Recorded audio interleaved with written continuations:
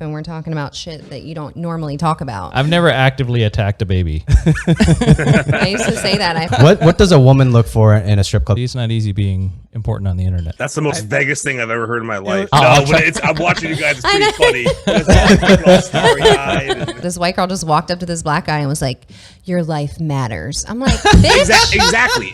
What? That's exactly what I'm talking. You got to roll the video back. Angie made it look really good. Are you saying like the stereotype of how like people are supposed to be, like a white person or a black person or an Asian person? He's like looking up like, It was fucking awesome. Wait, you're with the IRS, aren't you? Bitch, if I'm making $700 a night, like I'm gonna eat this ravioli. You want me to self-incriminate? No, thank you. Okay. Fuck you. Okay.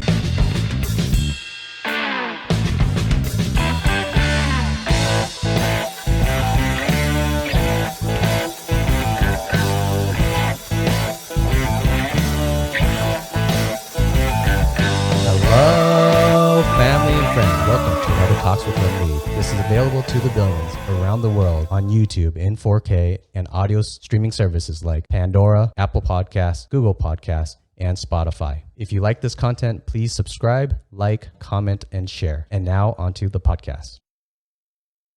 Are you planning on going live stream, or are you going to stick it all just post-processing?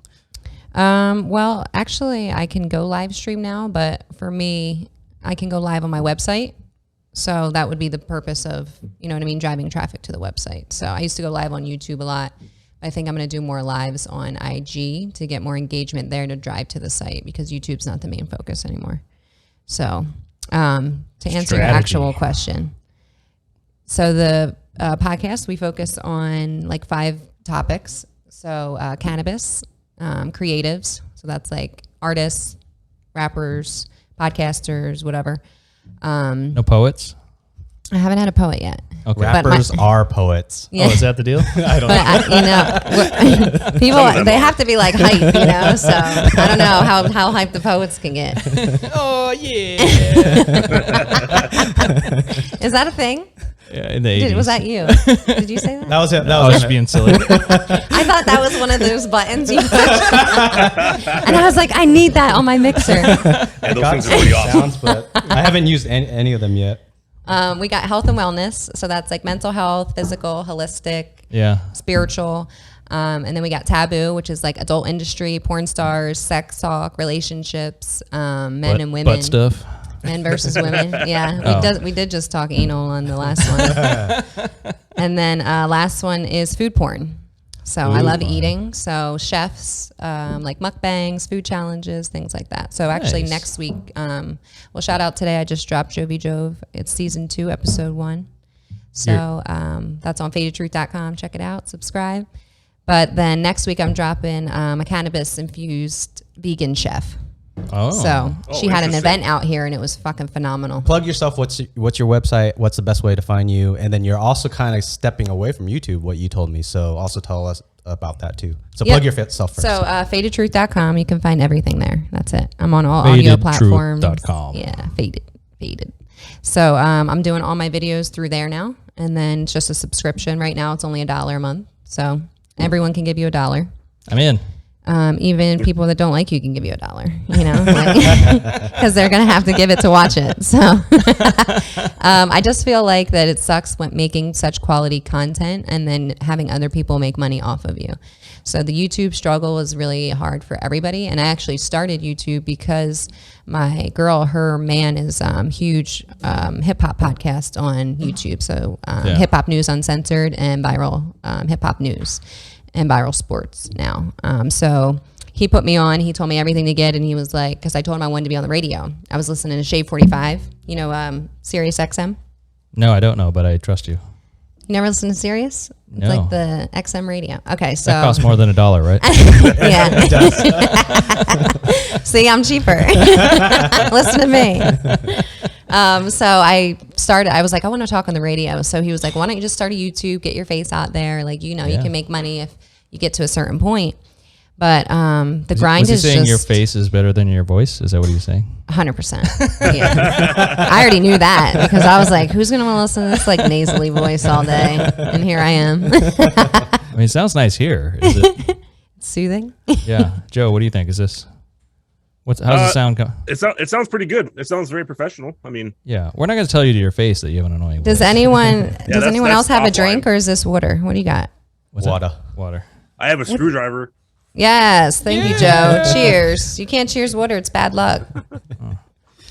Hey, so you said, Angie, that you just did a 6-person podcast. Was it one person from each of your areas of interest, or was it a basketball team that you interviewed? No, it was a taboo episode. So it was 2 girls and 3 guys. And then we had 2 guys backstage doing the the 5 cameras. We connected 5 cameras this time. Awesome. So that was my first time doing that big. So the taboo section is going to be, this episode will be about we were just going off. So just Naughty sex, stuff. men and women, you know what I mean? Different perspectives, all Right. those things. So Do you I guys kind of usually like to run add a that- little thing of everything in there. What's This that? is on your YouTube channel, right? Oh, No, this will be on fadedtruth.com. Oh, gotcha. Okay, I Yep. see. So this is an upcoming one. So all content is on fadedtruth.com. I got $1 for that podcast alone. Rates will go up. Today's price is not tomorrow's price. Have you been talking? We just launched October 1st. So Nice. everything's cool. fresh. Yeah. And I just rebranded this year. I was like, I got to switch it up a little and just, go with it. Have you talked to other YouTubers that are saying kind of like their growth projectile and then how much money they're making has gone down a lot? Or are you getting off of YouTube because of that? Or is it just... No, I just don't want to make other people money. Like, fuck them. Okay. Whoa. You know what I mean? Like I'm yeah, putting yeah. out fucking 3 videos a week for a year. And I'm like, why am I going to give you my content when, you know what I mean? If you're my fan and you support me and you actually want to watch me, not because I'm hot, but because you like the content, which is why most people watch me. And then I'm hot second, which is cool, Yeah. then you're going to pay to fucking watch it because you're helping me support my small business. Like it's a business. It's not just a hobby for me, How about like Patreon? Patreon, what's the other one? I think They take percentages too. Oh, you're right. That's not- 15, I forget, 15 or 20%. It's just not your own Oh, wow. platform. So- There's nothing so- like monetizing yourself. So how do you accept payments without a third party processor takes a cut? Oh, I accept. I have a processor. Oh, okay. Yeah. It's much more Yeah. reasonable than Patreon or whatever else. Yeah, because it's my content. That's Gotcha. my main point. Is like I want my own shit. I'm not putting my shit on your shit so you can make money and then pay me pennies. I'm not doing that. Right. Yeah, that shit is bullshit. Right. I just accepted some PayPal money and they took a cut. I think they took like $2 out of 40. PayPal's the cheapest That's processor. a good way to go. Really? Yeah. Yeah. Oh, wow. It is. It's Yeah. crazy. Because I'm already pissed about the cut too, but I'm like, whatever, just raise the price. We're on a fucking marathon, not a sprint. So Yep. Yeah. just building brands, building businesses. Out of Nice. curiosity, as a podcaster, a video podcaster, do you get guests that are apprehensive to come onto your show? I get plenty of it where they are interested to talk about their story. It could be just they work at a finance firm or they work at a scientist. They are afraid to say their story because they don't want to get themselves in trouble, their company and whatnot. Do you seem to get that? Yeah, those people don't work on my show because it's called The Faded Truth. So we're getting Yeah. fucked up and we're talking about shit that you don't normally talk about. So But what- if you can't match that energy off the bat, I'm not even bringing you on the show. Absolutely not. And it only happened to me like once. And it Okay. was against my better judgment. And it completely backfired because she was somebody like in power and she was like, I cannot believe we talked about that shit. And I'm like, what do you mean? Like, Yeah. like, what do you mean? You didn't remember the 3 cameras that were there? Okay. Well, I know in my checklist, I forgot to do the checklist. I usually tell people that there's post-processing. So say more than you want, and then you get the chance to delete it afterwards. But I figured I know your podcast, so I'm pretty sure I don't need to tell you that if you say you hate babies, we could cut that out later. I don't think you're going to say anything that's any different than your podcast.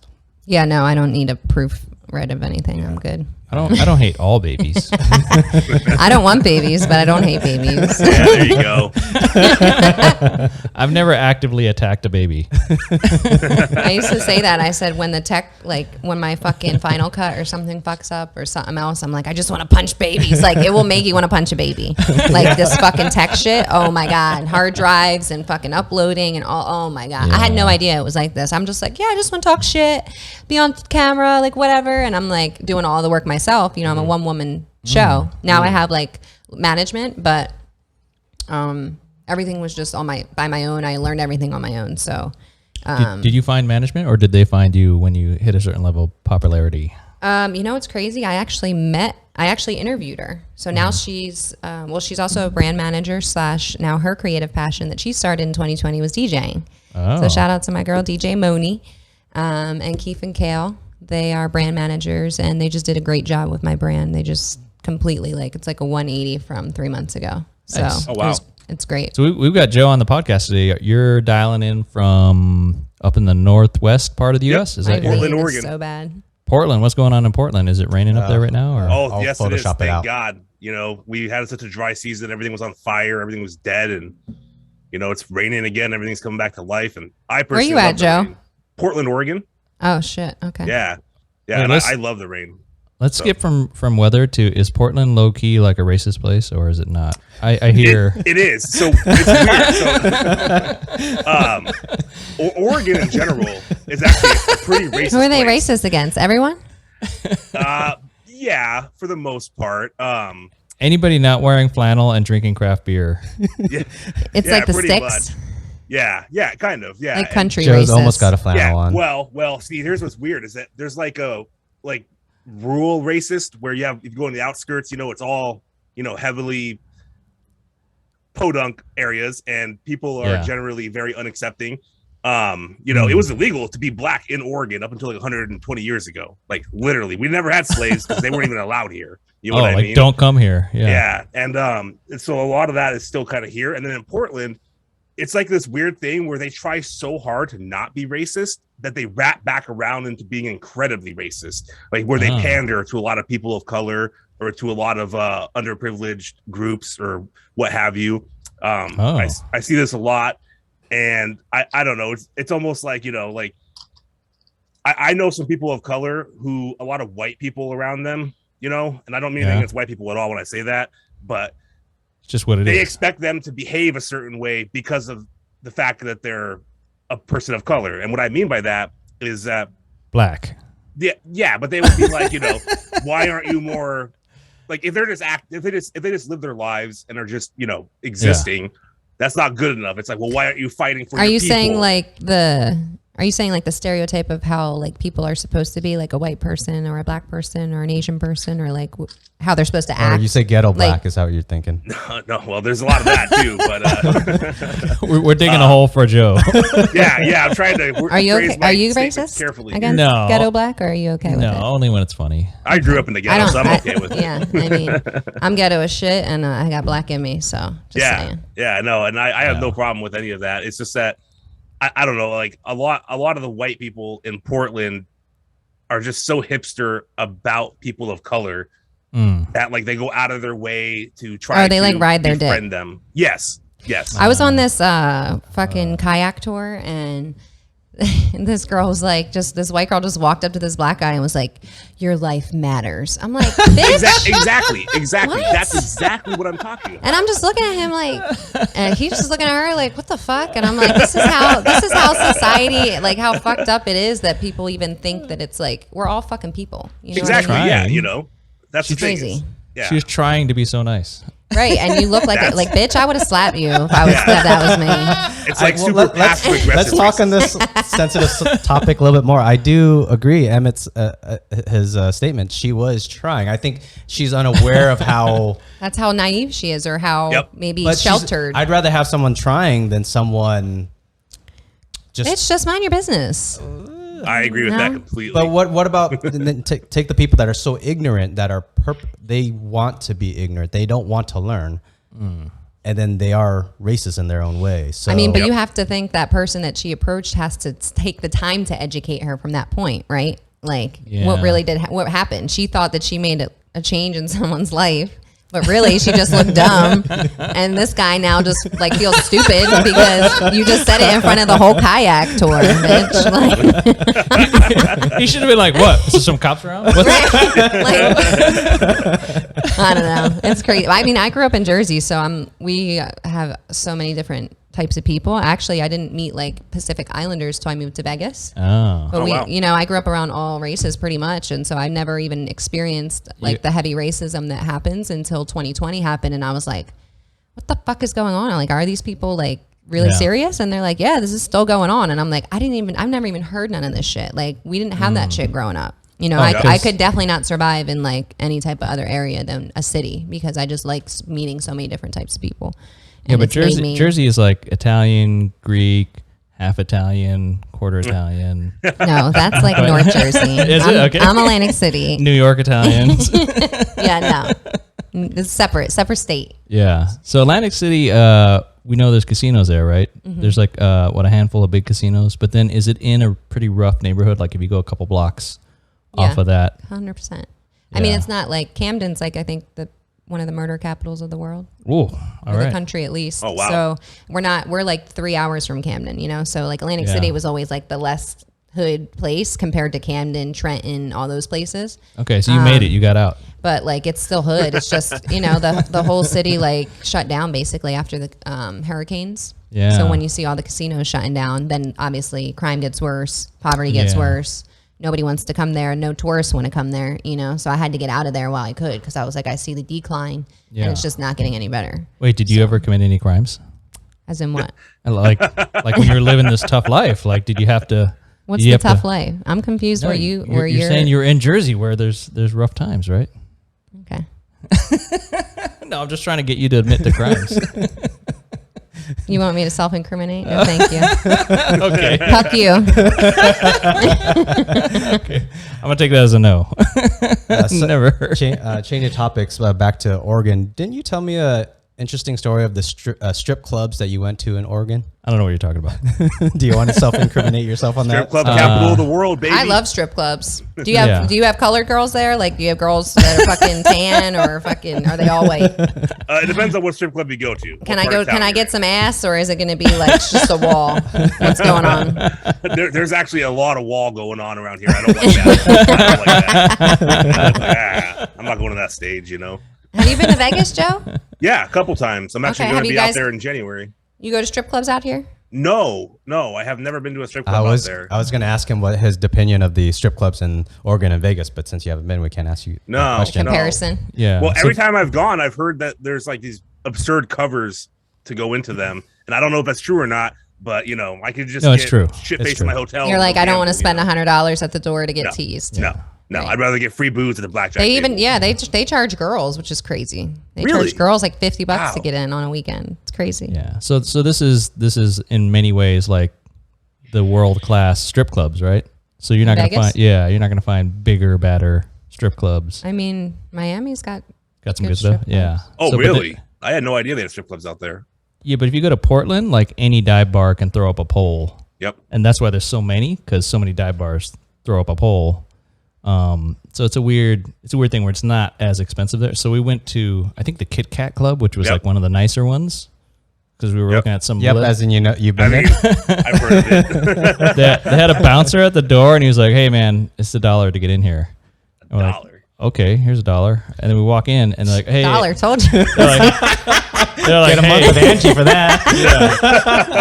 They're like, "Hey, if you sit at the stage, you got to give at least $1 per song because we want these girls dancing for nothing." Like, yeah, sure, that's fine, And so we were there, we're giving $1 per song, and then we walked out of there for like $6. And they're Wow. like, "Man, I'm an asshole. I should have spent a lot more money in there." Like, I feel, I don't know what happened, but I spent You really went $6. with the requirements. The bouncer Yeah. established the minimum, and you're like, He was like dollar only. Yeah, no, but like Vegas is a little bit more of a wild party environment inside the strip club, but there it was more like a burlesque dance performance. It seemed like the vibe was different in that the dancer took a lot of pride in her athleticism and her moves. I love a right? girl that can work the pole. Yeah, What but, do girl? Oh, but they come out in like these ornate costumes, like Egyptian costume or something. Oh. So it was much different than the very like in your face Vegas. And you still gave her $1. I was just confused the whole time. Yeah. Then we went He's next like, it's door. the best thing I've ever seen, but I spent $6. No, I didn't know what to do. Yeah, I didn't know what was happening. So then we went next door and had donuts, and then I love donuts. Yeah, it was an odd day. Hopefully I remember. You looked right at that camera when you said that. I'll cut that out and $6. But anyways, what does a woman look for in a strip club? So you've been to a strip club, I assume, in Vegas. Mm-hmm. Have you been to? You said in Miami. Mm-hmm.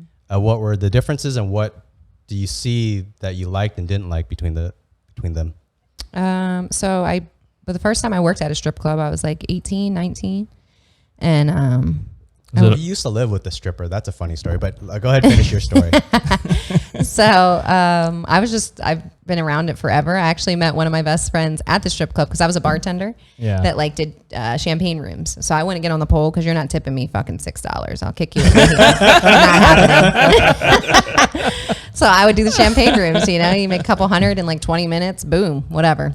So my boy I actually met, we've been friends for like over 10 years now, one of my best friends, and we met at the bar. He would just sit at the bar and he wouldn't want to get dances. He's like, I'll buy you a drink. Like, let's chill. Yeah. Like he was just, I don't know, like people would always just come to the bar and hang out at the strip clubs. Right. So that's why I try to find in Vegas. So Crazy Horse 3 is like my favorite in Vegas to pull up to the bar and chill. Cause I don't want to like sit at the stage all night. Yeah. Unless I know the dancer or something. But Jersey strip clubs are like fucking just ratchet as hell. So when I came here, I was like, oh, these are kind of like upscale, because like I went to Rhino and Sapphire, and I'm like, we can't even fucking like do nothing here, like. Yeah. So I have a list of ratchet strip clubs in Vegas that I've been going down. So Play It Again Sam's right now is. This is where you go hang out at the bar. This reminds you of home. It does. We need to go to Chicas Bonitas. Right, that's on the list. And Palominos. I heard about Palominos. So what's the attraction? I heard Palominos is like it's full nude with alcohol. I'm not sure, I hear, but that would be great because it sucks going. I went to Little Darlings. Yeah. Like last month to see my girl, shout out to Asia Morgan, and it was just fucking horrible. It was a horrible fucking place. Like they didn't even have like, it wasn't like a BYOB, and it wasn't like a juice bar where you could get wine or beer. It was nothing. Like you couldn't get anything except water. Yeah. When we went there, it was horrible. I was like, bitch. But it was, she did anal ring toss, and that was the first time I've ever, I didn't even know what anal ring toss was till I interviewed her. And then I saw her do it in person. I was like, okay. Shout out to, and I got on stage. Shout out to, for the anal ring toss bachelor party. You're the man. You might have to edit that out. I may have to take your name out. I'm sorry. So I'll tell this. We had. I think he's respectable now. I'll try to make the story quick. We had a friend that was having a bachelor party. It seemed like really wanted the anal ring toss girls, so he planned the bachelor party for the friend, but it was basically his. It was for the whole thing was okay. So no, you're thinking of the midgets. Oh, Fuck, I was thinking the midgets. You're right. So the midget was that still for? That was for. It was a different dude that we did we went to his house, and he had a whole anal ring. I think toss. it was both. It was for both. I think. Yeah, so it was an anal ring toss, and then is a degenerate influence on our lives, if that's what you're saying. I think was the degenerate. Anyways, so we had a midget stripper come to one of the hotels, and she did a flying from a couch. She jumped, and he was laying on the ground. She did a flying like belly flop on him, and that was like a naked belly flop. That was a body slam. Body slam. That was one of the big things for that occasion. That's the most Vegas thing I've ever heard in my life. It was actually fucking awesome. Someone had a picture at the right angle where she's midair, and you could see him laying down, and he's like looking up like, ah. It was fucking awesome. So, bachelor party. Yeah. Jumping back to strippers at strip clubs. So what was different on? You said it was ratchet in New Jersey. So I said I think it's more upscale here in Vegas. Yeah. Which one? So you enjoy the ratchet more than the? Yeah. How? Give me some of the best stories that you remember, or the fun times in some of the strip clubs. Shit. I mean, I think like I feel like nothing like. I think you get desensitized to things, especially like sexual things or any type. I don't know, like. Early, like I was desensitized early, but then when I worked at strip clubs, I was like, oh, okay, like whatever. So like people walking around with their like heel, like, you know, this girl like walking around with the guy by his tie, and then she had like his heel in his mouth. He's just sucking her heel, like sitting at the stage type shit. And I'm like, yeah, these people walking around like, and then I remember the one time my boss was like, get him up, because it was just like, you know what I mean? Like we was just like in the fucking hood, so like no one was coming in to check on us and be like, oh, are y'all treating your customers okay? Like we could have done anything. They would have fucking found those motherfuckers. So no, but he liked that, right? He wanted that, right? Isn't that presumably? Yeah, it was like a dominatrix type thing, I guess. Yeah. People always said I should have been a dominatrix, but I never like, I actually, because I'm such a dominant personality, like I'd rather be dominated. So I was like, I could never get into that role. I feel like of just beating the shit out of you. Like, yeah, bitch, you want more? Like, I don't know. That's not kinky. But yeah, I don't know. Crazy stories. Hey, have you seen anybody get kicked out of a club for something wacky? I got kicked out of Rhino one time. Did you? What the fuck did you do? I brought a girlfriend down there, and she got excited, and we started making out. And they're like, hey, none of that. You're out of here. Oh, because you were making out with your girlfriend? Yeah, they didn't want any competition, right? Yeah. They didn't let me in. They actually denied me at Rhino and Sapphire before I lived here.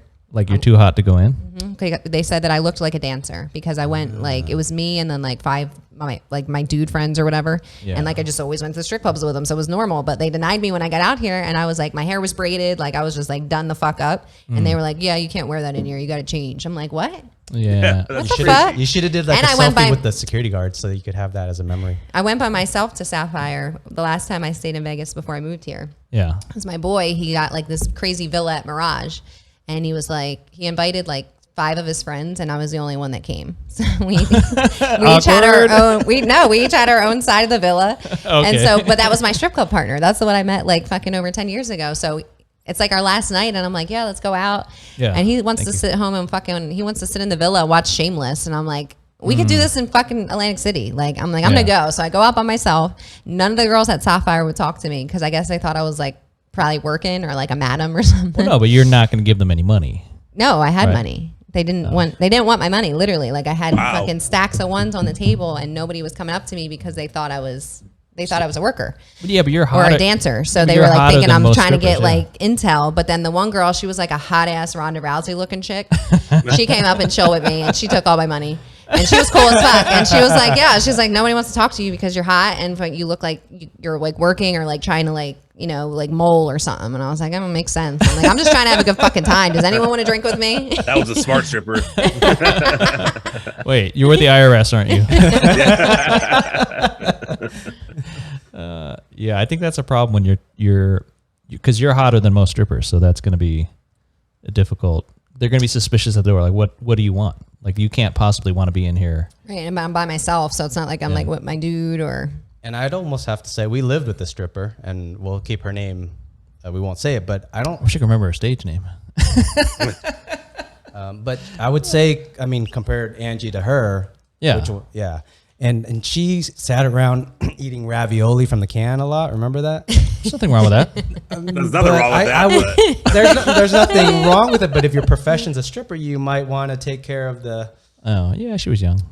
She was shit. There's fucking strippers that don't have it together. So Yeah. I mean, But that chick would still make like $700 on a Monday. right? Like That's not the even thing, trying. Yeah. Bitch, if I'm making $700 a night, like I'm gonna eat this ravioli. He's still You gotta paying incorporate me. the ravioli into your act, you know. Some dudes will Chef pay for that Boyardee. shit. Yeah. I think she mentioned it was like $5,000 for one of the better nights she had. Do you remember? Wow. Yeah, I mean, you meet the right dude and he'll just throw money at you. Yeah. Yeah. See, for me, like I can't mentally go home and be like, yeah, I had a great night at work and I just talked to all these guys I don't want to talk to. Like I just really was on survival mode at that point in my life. So Yeah. I couldn't go back and do it. And I respect how anyone makes their money because that's something you got to live with. Like if you can mentally do it, cool. But like I can't, or else I'd be a fucking millionaire by now. Dude, there's strippers that do it and they have like 5 houses. They're just stacking money. Like they don't care. That doesn't bother them. And just go, 4 nights a week. And Well, they're doing more than stripping. There's a lot. There's a lot that goes with it. You know what I mean? Sugar have daddies, escorting. It's all part of it. You know what I mean? You don't have to, but then I'm guessing what happens is like an attractive enough guy comes along and you're like, right? Well, it's money. Yeah. Like you're literally making money off of that. So at some point you're going to be like, okay, I'll take a little more to do this, or you know what I mean? Yeah. What's a massage? Why not? Right. That's how my one girl said she started. She said she never was in the sex industry. She started doing actual massages, turned it into handies, and then went full blown escorting. Yeah. Yeah. Yeah. So I don't know. I mean, like I I said, do to each their own. Whatever you can deal with. For me, I can't even talk to people that I don't want to talk to. So when I was younger, like people would always want to take me out to dinner and stuff because we're in the casino. So it was like normal city life to go out, go to nice dinners and whatever. But I was just like, I don't want to be here with you. I'd rather like be home with my friends or like my fucking broke ass boyfriend or something at the time and just be chilling and be happy than have to like put my character out that I don't even want to be like, I don't even want to do it. You know what I mean? So like I said, like I did a lot of shit to survive and that's what it is. Yeah. But as of like now, like I'm just like I could never.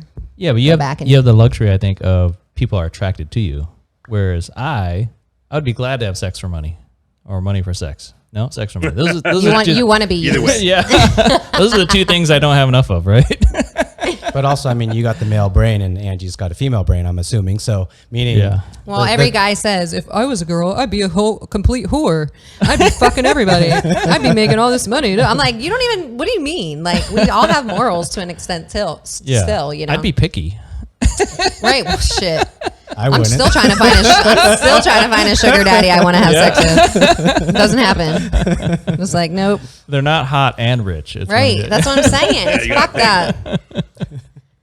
Oh Lordy. I think the sex drive for men and women are so different. Like we can't even for guys that said that to you, that said if they were a woman, they would be fucking all the time. Mm-hmm. That doesn't make sense to a woman, because for a guy that makes a lot of fucking sense. Like we totally understand. I assume Joe, we're all in the same boat. Like don't lie, Joe. You all have dicks. I'm there. Yeah, exactly. Yeah, no, when you said that, like I was like, why would you not? You know.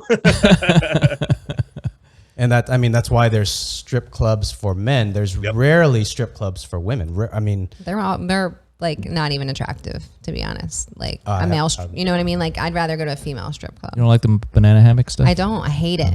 I went to one time. It was an interesting experience. Why did you go, Joe? You went to a male strip? I was hanging out with a female friend. We left the comedy show, and she's like, "Hey, let's hit up the strip club." Now she omitted a big part of what that strip club was, but by the point I went in and paid the cover, it was too late. You know, how did you not know? How did you not know till the door? He didn't see the big guy's dicks on the fucking neon sign. Part of the place is like just a normal bar, right? Except all the bartenders and the servers were just wearing thongs and rolling on roller skates. I'm like, this is kind of weird. You know, I'm always like not even thinking about it. Like, hey, whatever. And then we go down this seedy set of stairs. And was then the place called like, the Sausage Club or what? Oh, I see. I forget what it was called. It's in downtown Portland, and there was a lot of dicks. It's called the Eggplant Farm. I will say this though: the male strippers I saw that night had much more physicality and talent than any of the female strippers I've ever seen. Some of the tricks they were doing was insane. Like I was like, I didn't even know that was physically possible. You know what I mean? Like, I went to Magic Mike out here, and it was actually a good show. Like, I didn't want to go because I was like, fuck this banana hammock shit. I was like, I'm just going to get teased. These guys are all gay anyway. Like, they don't even want to fuck you. So we went, and I was like actually impressed because it was like a performance. Like, they're all dancers and like actual like entertainers. It's not just them like grinding every 5 seconds. But they did pick up my girl, put her on the floor, and start fucking humping her. So right in the middle, just like the seat. Yeah. That is a known thing here in Vegas. A lot of the Chippendales, Thunder Down Under, all those kind of dancers are actually gay. Just because how do you find a guy that's that fit and is a good dancer? Yeah, pretty much. That's what I'm saying. Pretty much. It's like, and he's not playing football or whatever. Joe, by chance, did you get laid by that girl? Yeah, we're like on and get off again, so it's like a. Oh, that's good. Yeah, I was just. So it would have been worth it. It was still worth it. Yeah. Did a banana hammock come within 1 foot of you as a person? Oh yeah. We sat at the rack in your face and like just flopping around everywhere, and I'm just like, what is going on? And dick's flying. and then this one dude sexually harassed me and grabbed my ass that wasn't even like a stripper, and I was like, all right, dude, like I'm totally cool if you're gay, but don't be touching people you don't know, Oh, and that was another thing too. I noticed at the male strip club is that the male dancers were actually interacting with the female customers in a much more physical way that would absolutely not be acceptable, otherwise, and vice versa. That's because it's like weird how thirsty women are at these things. Oh, like, it's all bachelorette parties or like old women or like cougars or whatever, Yep. and they're just like ready to fuck. It's crazy. Oh, yeah. But if like you did that at a male strip club, they'd be like, "Don't touch." You're out. You know, it's like it's crazy. The strip clubs I've been to, they would throw you out and use your head to open the door, you know? Like, Ooh. because like, well, I mean, like I saw this chick slap a dude's dick at this place. You know what I mean? Like whenever he was like waving it in her face, Right, and getting And I'm just dollars, and he's just getting dollars in his fucking yeah, he didn't even care. He was like into it. I'm just like, what dick the swinging fuck? for dollars. That was not his first night. All right, can I fill this? Can I get up? Yeah. Go for it. So how many dicks hit you that night, Joe? Did you count? None. But I mean, it was one of those things too where I was just way out of my element. You know what I mean? Like the whole situation was weird. You know? You were quick dodging. Yeah. I was all ready to go because of my female friend, but then I had all these dicks. It was a weird, like, you know, just conflict of like feelings. Like, what is going on? I'm not gay, but I might be. I don't know. Okay. I've been to a gay nightclb and very similar vibe of like a lot of the rules go out the window. Yeah. Yeah. Society's polite rules go out the window. I have not been to a gay club at all, so I can't speak to that. I will say this though, there was a guy that did a backflip. So he went on the pole and he was upside down on the pole, and he did a backflip off of the Whoa. pole and landed. And that's what I'm talking about. Like that was an incredible feat of physicality. Like I cannot believe that he did a backflip off the pole and didn't break his neck. I was like, wow. You know, that's what I was most impressed with. Was like I said, is just how athletic all these guys were. Just like, my God, all these chicks at the normal strip clubs, they put in zero effort essentially. You know, like This lazy bitch. they just fucking, you know, sit there and like, you know, pop their pussy in your face. But these guys are actually doing tricks, and you're like, whoa, you know, like that's cool. This is what happens when you're He's a like, gymnast. I'd rather be here. Yeah. I'd rather be at this club. This is what happens when you're a gymnast and you don't make it to the Olympics. Then you got to find something else. Joe, do you smoke weed? I do. Oh, are you gonna smoke? Because I got my pen. Smoke I don't want to smoke at his house. Like I don't want that special privilege because I feel bad. Probably It's not. gonna 'Cause stay. I just have a big ass bong, and I don't know if that would be. Oh, he has his applicable. bong. Well, now you talked about a bong. You can totally do a bong. Well, if you want, we could cut this out of the footage, depending on if you want it. I on there or don't not. care. I just want to make sure that, you know. Whatever. Oh yeah, no, go for it, man. Light up as okay, much as cool. you want. This Oh, is that's good to know. no holds bars on this Bong it up. podcast. Are you going to show off your bong? It's Rick and Morty. Oh, What you really? got it? That's fucking cool. Bong and Morty? I love this mic, by the way. This old school mic up there. Oh, yeah. The prop mic. Yeah. They used to be in. Oh, I think we adjusted the set. Bong, bong, bong, bong. I tried bong, to watch Rick and Morty for like really the first time when I was on acid. That sounds dangerous. Yeah, it was. Yeah. And I was like, I can't do this. Too trippy, right? It was just too much. Like I didn't like acid, honestly. Was that your Yes. only time Oh, wow. doing acid? Yeah, it was my one time, and I didn't like it. Oh, Yeah. I microdose shrooms sometimes, and I haven't gone like all the way in yet, like over a gram. So I don't know. I'm just kind of scared to get into that space, but I like the microdosing. I like how it makes me feel. Nice. But the acid was not for me. It was like, it reminded me of ecstasy mixed with like something else. I don't know. I was just like zooming around and like I ate like 1,000 gummy worms. Like Wait. my girls got all this shit. They're like, yeah, because we'll be rolling later. So like we need all this sugar. And I'm like, what do you mean? good And I didn't Lord. realize until I took 2 tabs. Yeah. And then it hit me. Like I took 1 tab, it didn't hit me. So then I took another one. And then of course they both hit me. Yeah. And they were like, it's only going to last like a few hours. I was fucking rolling face like 12 hours later, driving to work on the 215 here. The mountains were moving. I was going like 40 on the fucking expressway. I've never drove that slow in my life. I was like, all I wanted to do was get to work so I didn't die. And I just like was sitting there and I'm like, oh my God, my owner has to know I'm like geeked out. Like I was still fucked up and I was just like, trying not to look the at acid afterburn is nuts. Yeah. And then I told him like 2 days later, I was like, I was so fucking high when I came in. I'm sorry. I'm afraid of acid because I don't really understand what it is. Is it just chemical stuff or? Well, and people test their shit, like how now you can test your drugs, you can test your weed. That's why on there you see everything, the terpenes and all that. Yeah. But this acid she gave me, she was like, because I was scared too. I was like, I don't want to like take, you know what I mean, some random shit. And she's like, no, I get it from this guy all the time. Like he tests it, blah, blah, blah. I'm like, okay, Breaking Bad.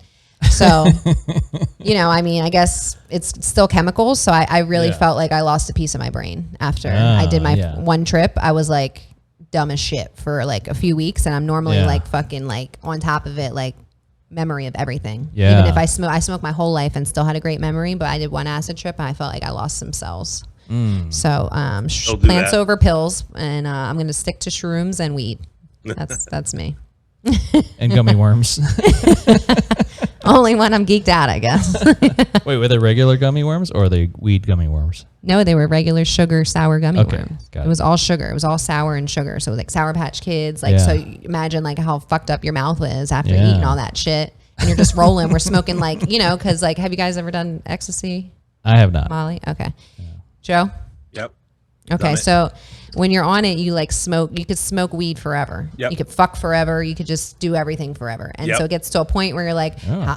I just want to go to bed, you know, and then you're still up. So that's why it's like a dangerous drug, because people are just like up, down, up, down. But we did a lot in the strip clubs. That was like Right. fucking candy. People would fucking come around, drug dealers, fucking strippers, customers. It's the Everyone culture. was just, it was Yeah. just normal. I don't know. But I haven't done it in fucking years and years. It's not for me. Yeah. So you're happier now with your Plants. untainted brain? I've always I've always been a plant person. I've always went back to weed. Yeah. I feel like there's minimal damage you can do. Cannabis fucking is just a healing plant. So Yeah. a lot of people like have the stigma that if you smoke weed, you're like dead on the couch. And remember that commercial? It was like that flat girl. She was just like flat on the couch. And they're like, she just That was a good lies commercial. there. Yeah. She smokes weed and she just lies there all day. We don't know what to do. Like, Yeah, it's like a you know what I subject mean? of life. Because the plant itself has been stigmatized for hundreds of years.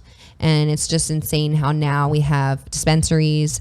People are making money with cannabis, but there's Yeah. people in jail for cannabis, right? Yeah. And so these are the things that like needs to change with the world. These plants are literally helping kids with anxiety, PTSD, fucking seizures. People are moving state lines to get medical cannabis for their kids or for themselves. Right. And people with autoimmune disease, inflammatory, whatever. There's so many different ways that you can use the plant. And it's not just the THC, it's the CBD, it's the fucking THCA, it's Yeah. all the other crazy cannabinoids in there that really do things for people. So Joe cheers. he's healing his joints right now. Yes. Healing up.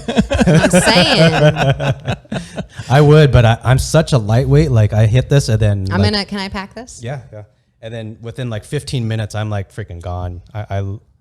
And this is this is lightweight shit too. Lim turns into the flat girl on the couch. Yeah, that's what I am. That commercial. Right. Well, that's what weed's not for everybody. And that's why I say find something maybe like in the plant that if you need it, not like saying everyone needs to go fucking use cannabis. But if you have some type of ailment and you don't know what else to do, maybe you should get some CBD. Like my mom takes CBD before she goes to bed every night. She doesn't want to get high, but she can't sleep. Like my brother passed away from an overdose and she never fucking slept again. So it's like she Yeah. literally will now take a gummy or smoke some weed. Yeah. Or not smoke some weed, smoke a pen, a CBD pen, go to bed, and that's how she goes to bed. You know what I mean? Her Ambien doesn't work for her anymore. Her fucking wow. pills that her doctor doesn't give her work. You know what I mean? So people are just getting these pills. Kids are getting Adderall at fucking 12 years old, Oh yeah. telling them, "Oh, you need to calm down." They're a fucking kid. Yeah. Let them be a fucking kid, because when we get old, when we're adults, now we got to be like this, with our fucking bow ties and quiet and like fuck out of here, like you know what I mean? So they just want everyone to be like on this level where cannabis, I feel like, allows you to be a creative person.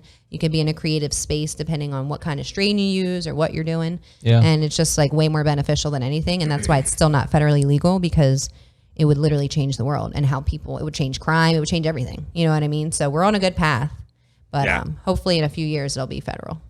I think there's too much politics and money in holding it back. Like too many senators are able to stay senators, or politicians stay politicians because they push the agenda against marijuana. And it's just unfortunate that it's gone this far. And it's a slow road that's getting better, but it's just, it just sucks. I just feel like a lot of them too, a lot of the politicians, even though regardless of political affiliation, marijuana is essentially a non-issue for all parties at the moment. But at the same time though, anybody that comes out and straight up says, I want to federally legalize weed that's not already considered a radical, their opponents are immediately going to run ads that are like, you know, they're pro-drug, they're pro-crime, you know what I mean? And I think that's why. Like, it's weird because it's like, I mean, I think over half of states now have some sort of at least medical marijuana, you know? Like, it's become so widespread and accepted. Is it medical there? No, oh no, fuck no. So you're one of those states. It's recreational. Oh, it's Oh, rec there? Oh, Oh, yeah, that's one in of the Washington first- and Oregon. I lived in Washington when they made it legal. They were the first state to make it legal. Where are you at in Oregon? Portland. Okay, I Portland. don't know why I thought I was thinking of Seattle or something. No, and I'm like right on the border with Washington. Like Washington's like 10 minutes that way. Right. So like, yeah, and So you've been in it, right? yeah. Were you before Vegas? Were you legalized before Vegas? Oh yeah. Okay. Washington State, where I lived at the time, right across the river. Got to open the windows for this, Lee? Yeah, we'll ventilate. I want to make It's sure. all good. I already told my wife. Told the You production guys are crew. awesome. And they all had medical before that too. But the thing about Yeah. the medical was you could just call a number and get some remote doctor, and he'd be on the phone, and like, oh, what are you suffering from? You're like, oh, I'm just not high, and he'd be like, oh yeah, you definitely need a card, and then you pay the fucking $50 fee, you just get a card. So Yeah. up until it was legal, that's how everyone did it anyway. It was quasi legal, and it wasn't even a punishment. Like if cops pulled you over, they'd make you break your pipe, dump out the weed. That was it. Oh. Are you Even- Wi-Fi bitch? I got bitches. No. Is that really somebody's Wi-Fi name? Yeah, I think Washington State and Colorado State were the first two out of the gate. And I think that they were the same year too. Yeah. Jersey became legal this year. Oh, nice. Yeah, and there's still like no dispensaries there. Like they just don't want to build anything because it's like Yeah, they probably it's been zone them out. stigmatized there forever. Yeah, there's So. a lot of ways you could stop, even if the voters vote for it. A lot of the backwards ass states are fucking using all sorts of weird like local bullshit to stop places from existing. I'm so mad because I went home for the Cannabis festival there in August and they canceled it like Cancel. 3 days before. Because of COVID or because of No, because they're fucking assholes. some hard ass? They just had Fish, and Fish was like 50,000 people on the beach, so it ruined it that's for everybody. bullshit then, Yeah. So they're like, oh no, we're just gonna cancel this whole Cannabis festival. I had all this like content, and I was like, fuck. So I went home. It rained for 5 days. I was like, I need to get back to Vegas. I gotta say the most shocking thing about that is learning that Fish is still around. Fish is jamming. It wasn't my thing. Wow. That's not. That is It's not my incredible. time. Yeah, no, that's what I'm saying. Like, holy shit! Like when I was a kid, I thought they were like, way back. No, that's Grateful Dead. Yeah. They're not still going, are they? I don't know if they are. Okay. I don't know. Cheech and Chong is hanging on by a thread. I'm pretty sure Kiss is still touring too. Yeah, I just talked to some young people. I have no idea who Cheech and Chong. People in their 20s. There were some I can kids see that had that. no idea. I Yeah. can see that. I mean, they haven't been culturally relevant, and they're not even like. I'm not trying to sound like a You're not a total hater. millennial here, but they're not on the internet really. So like, Yeah. unless you're explicitly shown one of their older works, why would you know who they are? Plus, I think Cheech was on like a cop TV show with Don Johnson or something. Oh, really? Yeah. Don Johnson. That's another name I Yeah. haven't heard in a long The time. Gambler. No, he was in Miami Vice. Oh, Another okay. 80s. Yeah. Yeah, Sorry, I'm He's 44. probably done more cocaine than you weigh. Don He's one of Johnson. those guys. Yeah. Oh yeah. Oh yeah. 100%. Yeah, I think the challenge with getting a lot of stuff legalized is that, politicians are responsive to the money, and a lot of the money and a lot of the voters are seniors, because seniors Super long love to go password. out to vote. Thank Yeah, you.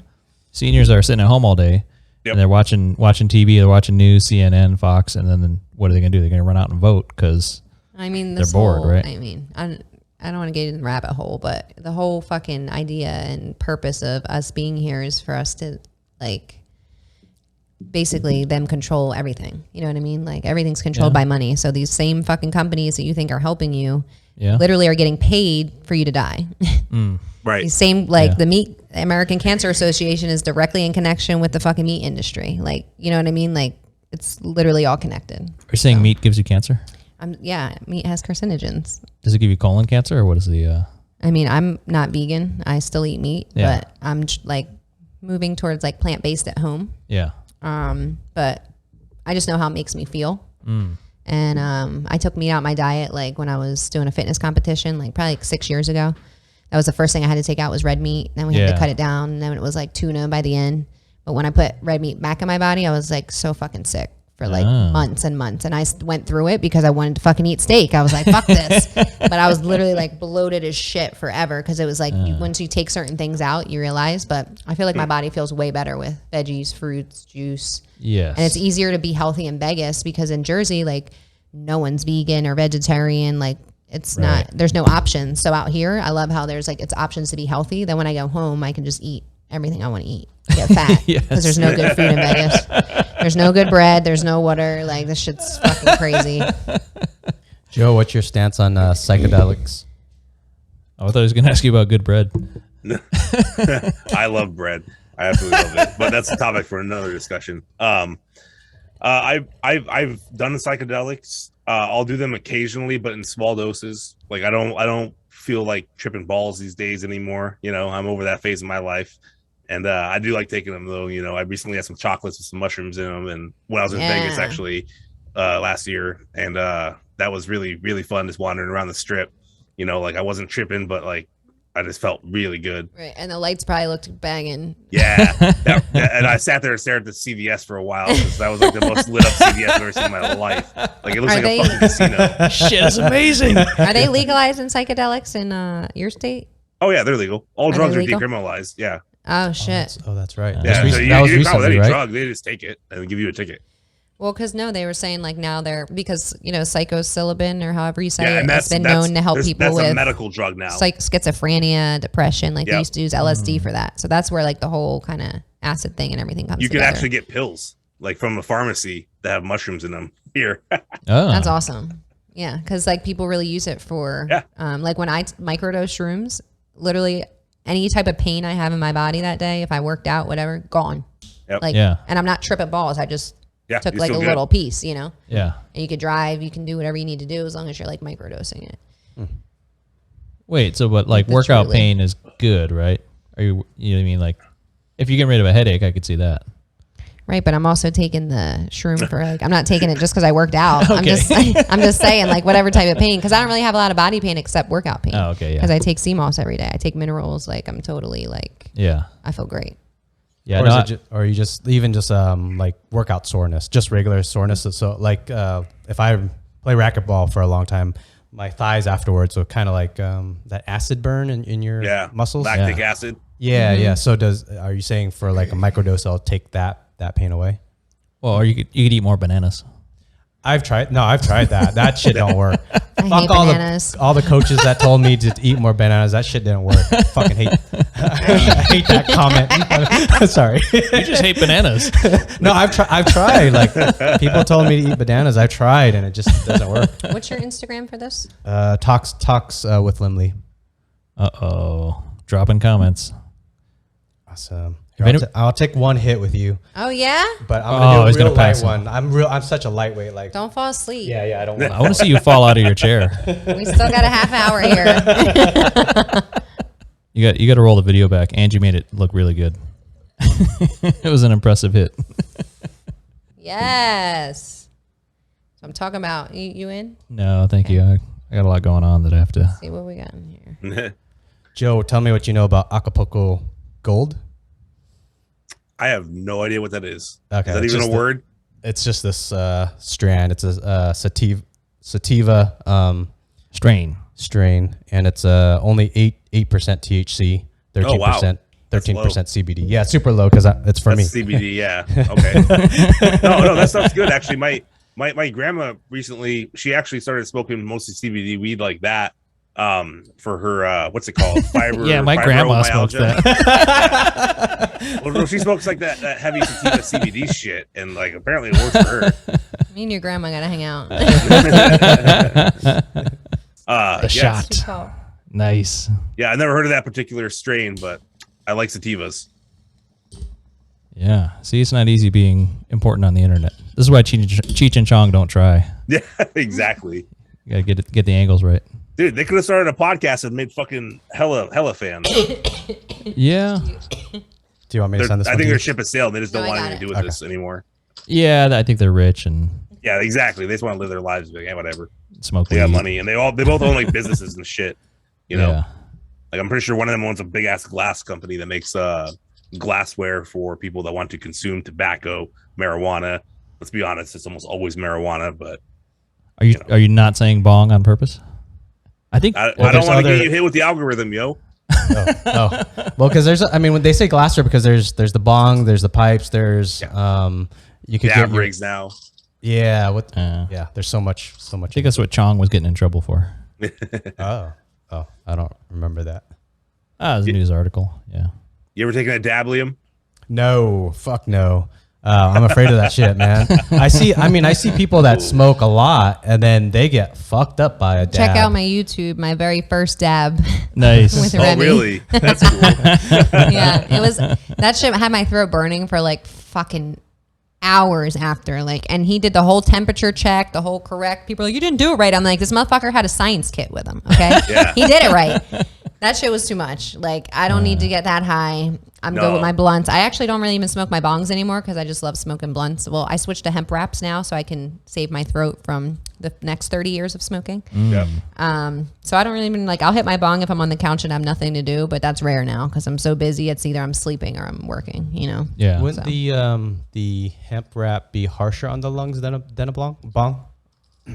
Correct me if I'm wrong. I don't know. Well, bongs, yeah, that bong's definitely the best thing. But Oh. I'm saying I don't smoke like bong hits. Like I need to smoke like something rolled, you know, and I don't roll joints. I've only like learned how to roll blunts my whole life, so I can never do the joints. They burn so quick, you know. Yeah. I can tell you in the year it was the millennium turnover to the year 2000. I was in college and I went with a buddy to Amsterdam. We went to England, but we found a cheap flight to Amsterdam, so we flew over there. This is before like you could find info on the internet, so we didn't know what the fuck we were doing.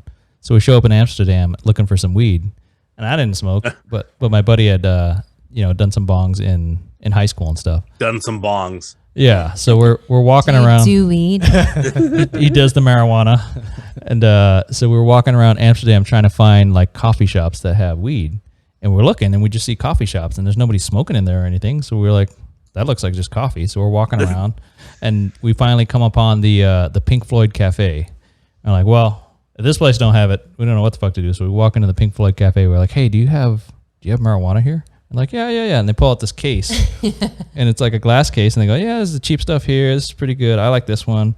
This is some chemical shit. Don't touch that. I would go here. And I think it was like $6 or something stupid cheap.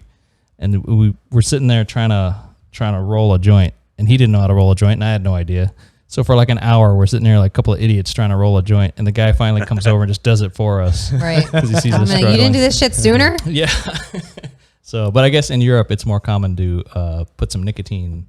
Yep. More like Spliffs. Yeah. Or spiff. So then Spliffs? we walk back to Spliffs. Yeah, I just had Nicotine on my show. Have you ever heard of him? No. He's like he was the first. He made the first legal hash company oh in the cool. U.S. But he only smokes spliffs. So when he came, like I had my joint or my blunt, and he had his spliff because he had the tobacco. I was like, I'm trying to stay away from the tobacco. Yeah. But he said he likes the way it tastes, and the first time he smoked one was in Germany. Yeah, very common in Europe. Yeah. Yeah, I definitely want to go to Amsterdam. Wait, does he have European heritage? No, he's like Jewish and something. Okay. Yeah. Is the main reason for the tobacco added in to keep it burning? Because without it, a joint is kind of hard to stay lit. They just do it for taste, I think. Yeah, it's like basically he says that it makes him be able to taste the flavor of the weed more with the tobacco in it. That's I don't even know. That's Whereas Man, if I smoked it, I would taste the tobacco because I smoke only weed. So it's acquired, obviously. But like the first time he had his spliff, he was like 10 or like something like that. You know what I mean? So And So hopefully, I don't want to call out my friend. He was a cigarette smoker. He got hypnotized to quit smoking, but then he started rolling joints or adding tobacco in there. And then his excuse was like, "Oh, I need the tobacco to keep it lit." And I believe that till this day until you guys just corrected me on that. So now I know. need this tobacco. He's like, no, I didn't want to quit, motherfucker. I didn't want to quit. yeah, Yeah, I know. Yeah. no, that's a good angle on his part. Though. I like that. I like. Do you moxie guys on smoke that. cigarettes? No. Any of you? I did. I used to. Yeah, I used to too. I Yeah. would never be able to again. No, Like and some people are like, I just miss it. I'm like, no way in hell. Like, I don't even want to smell it on you. I don't want to date a guy that smokes cigarettes at all. Like nothing. And I used to smoke like a lot. Because of the formaldehyde in it, or what? No, it just stinks like shit. It does. Fuck. It Your mouth really tastes does. like an ashtray. Like it's different if you smoke a blunt and kiss someone than if you smoked a cigarette and kiss someone. Like your whole fingers stink, your hair stinks. Like the way I realized it was, I was like dating my ex, and he didn't even like that I smoked, but you couldn't really tell me what to do at Right. all. So he was just like, whatever. But we moved into a new house, and I was like, who the fuck smoked in my house? And he was like, that's your clothes. He was like, because we moved all the clothes from the closets. Yeah. And he was like, that's your fucking clothes. And I was like, oh, hell no. I was like, nope. And then I got sick. I got a cold, and I just like weaned myself off, and I just like never wanted to smoke them again. That's good. Yeah. Is there any type of like if you're around smokers, do you get addicted to it, so that smell completely turns you off? So that doesn't have any attachment for you going back to it if you smell it, does it? No, I hate it. I think it smells bad, and I'm like, ugh. And now I know when people used to be like, "Damn, you pretty, but you ugly with that cigarette in your hand," and I'm like, "Fuck you," you know. And now I'm like, if you tell me like with my blunt, I'm like, "Fuck you," but like I get it with the cigarette because it just like, I mean, your whole shit's, I don't know. It's just, So how did you stop smoking? You're a lot nicer now. I said I just got sick one day. Like I got sick. I was working at the strip club. I got sick with a cold. Yeah. We were allowed to smoke. I was literally bartending with a cigarette in my mouth. We're pouring drinks and fucking smoking in the club. Yeah. This is before they took the whole thing out of everything. So one day I just got sick, and I was like, I couldn't even physically smoke. My throat was like fucking closed almost, and I just weaned myself off. Like I didn't just go cold turkey, but I was like, I couldn't smoke. And then when I started, I just didn't smoke a pack a day. I smoked a half or something, and then I just weaned off, and then I don't know. I just never had the desire to pick it up again. Do you by chance see yourself having any other addictions, gambling, drinking, Weed? I was just thinking about, they say that people have addictive. Are you one of those weirdos that thinks weed's an addiction? No, I'm just saying you're an enthusiast. Okay. I hear some doctors or scientists talk about people that are more likely to get addicted to something they're more likely to get addicted to many things. Oh yeah. I mean, Oh, so are you saying like every cigarette smoker has multiple addictions, or like what's the? I was just kind of gonna ask about your opinion. So if What's your experience? you're able to quit cigarettes, sounds like was it hard? Do you have Not really. cravings? Do you sometimes? I never had cravings after I quit. It was crazy. I stopped smoking weed like for like 5-6 months once, and I fucking hated it. It's horrible. So I think in your case, it seems very mental. Like quitting cigarettes was because you decided you didn't want that anymore. Your mindset about cigarettes changed. I think for a lot of people, it's hard because they still want to smoke a cigarette. But I mean, I was always just a mentally driven person, so like I have a lot of control over my mental, and that's why I like to talk about mental health, because cannabis is used a lot for mental health. Like you don't want to talk to me in the morning before I fucking smoke a blunt, and like because you're insane before the blunt. I mean, I'm just like, I'm me, but like cannabis really like levels my personality out. I'm just gonna be honest. On the West Coast, like when I got here, like nobody could fucking talk to me. They're like, you need to calm down. They were like, people don't act like that out here. I'm like, but everybody acts like that in the East Coast, you know? Like I was just so used to it. So, you mean like more in your face or just like we don't give a fuck. We're just gonna tell you like it is. But everyone's like that. We're not, and it probably sounds like we're always fighting, but we're not. We're just talking. Yeah. Right. Out here, everyone's all passive. Yeah, they can't take that And then shit. everyone's like fake as shit. And I'm like, Too just say soft. what the fuck you want. Like either you like me or don't, and we don't have to talk to each other. But don't just come in my face and sugarcoat and be like, don't kiki with me. I see right through that shit. I see through the bullshit. Okay. But what was the thing? Dependency on weed? Is that where you were going? No. Or when I stopped smoking. Yeah. Do you have any other addictions since you stopped smoking?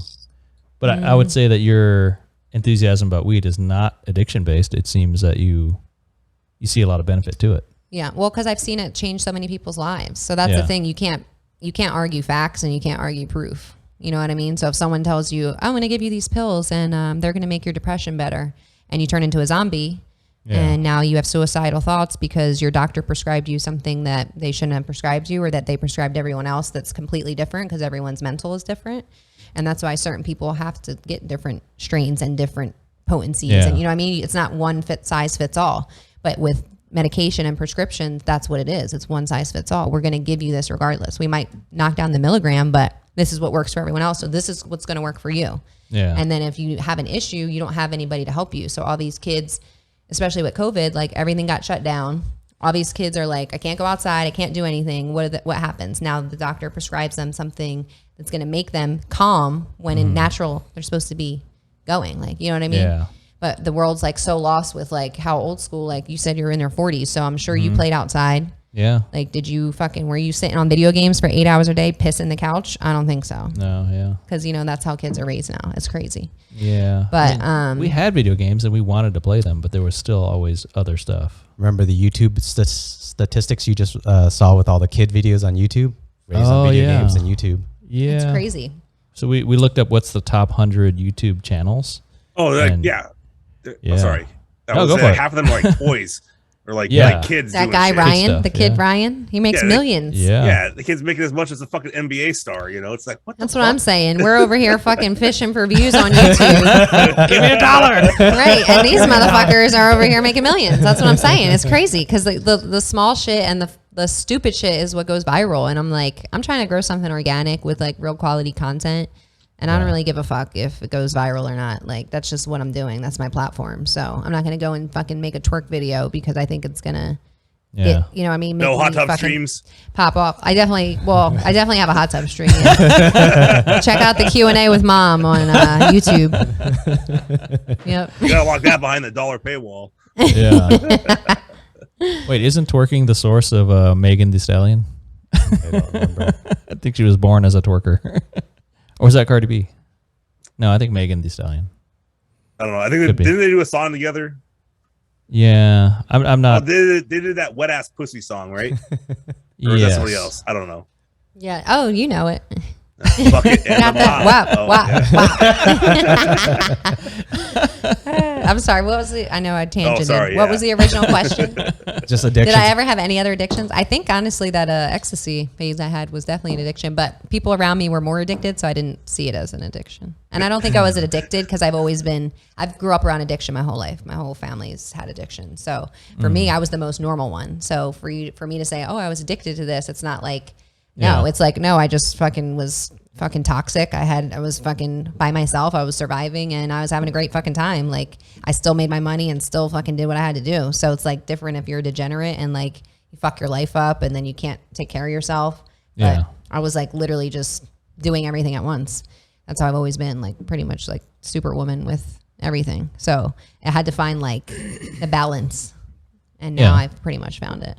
Right. No, it's great to be Superwoman.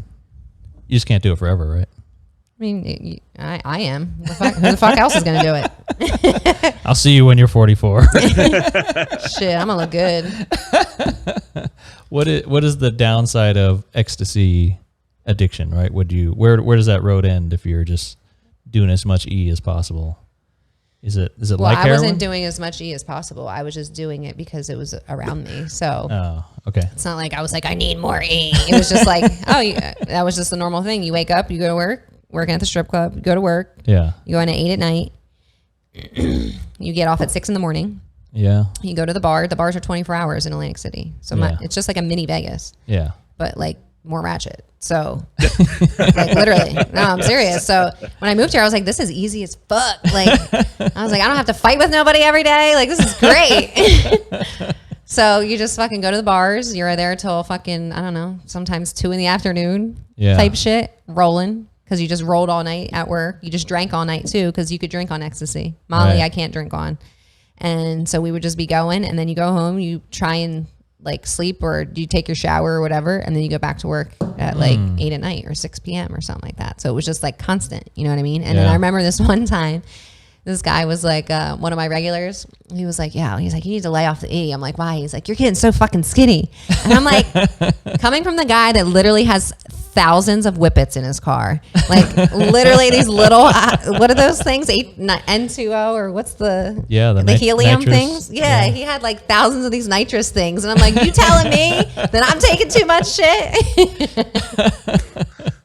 Were they all for himself? Yes. Okay. I did one whippet. I was not for me. I was like, it was worse than a balloon. Nope. That shit will kill your brain too. Yeah. Straight up. Like, that's why I said I felt like all the things I did, and I like my brain lasted so long. And when I did that one trip of acid last year, I felt like I lost some of my brain, and I was like, all the things I did, and I was fine. And I did one little fucking thing of acid, and I felt horrible. I was like, oh, I can't do that again. All right, okay. Joe, what's burning on your mind? So I actually have a question about your YouTube stuff.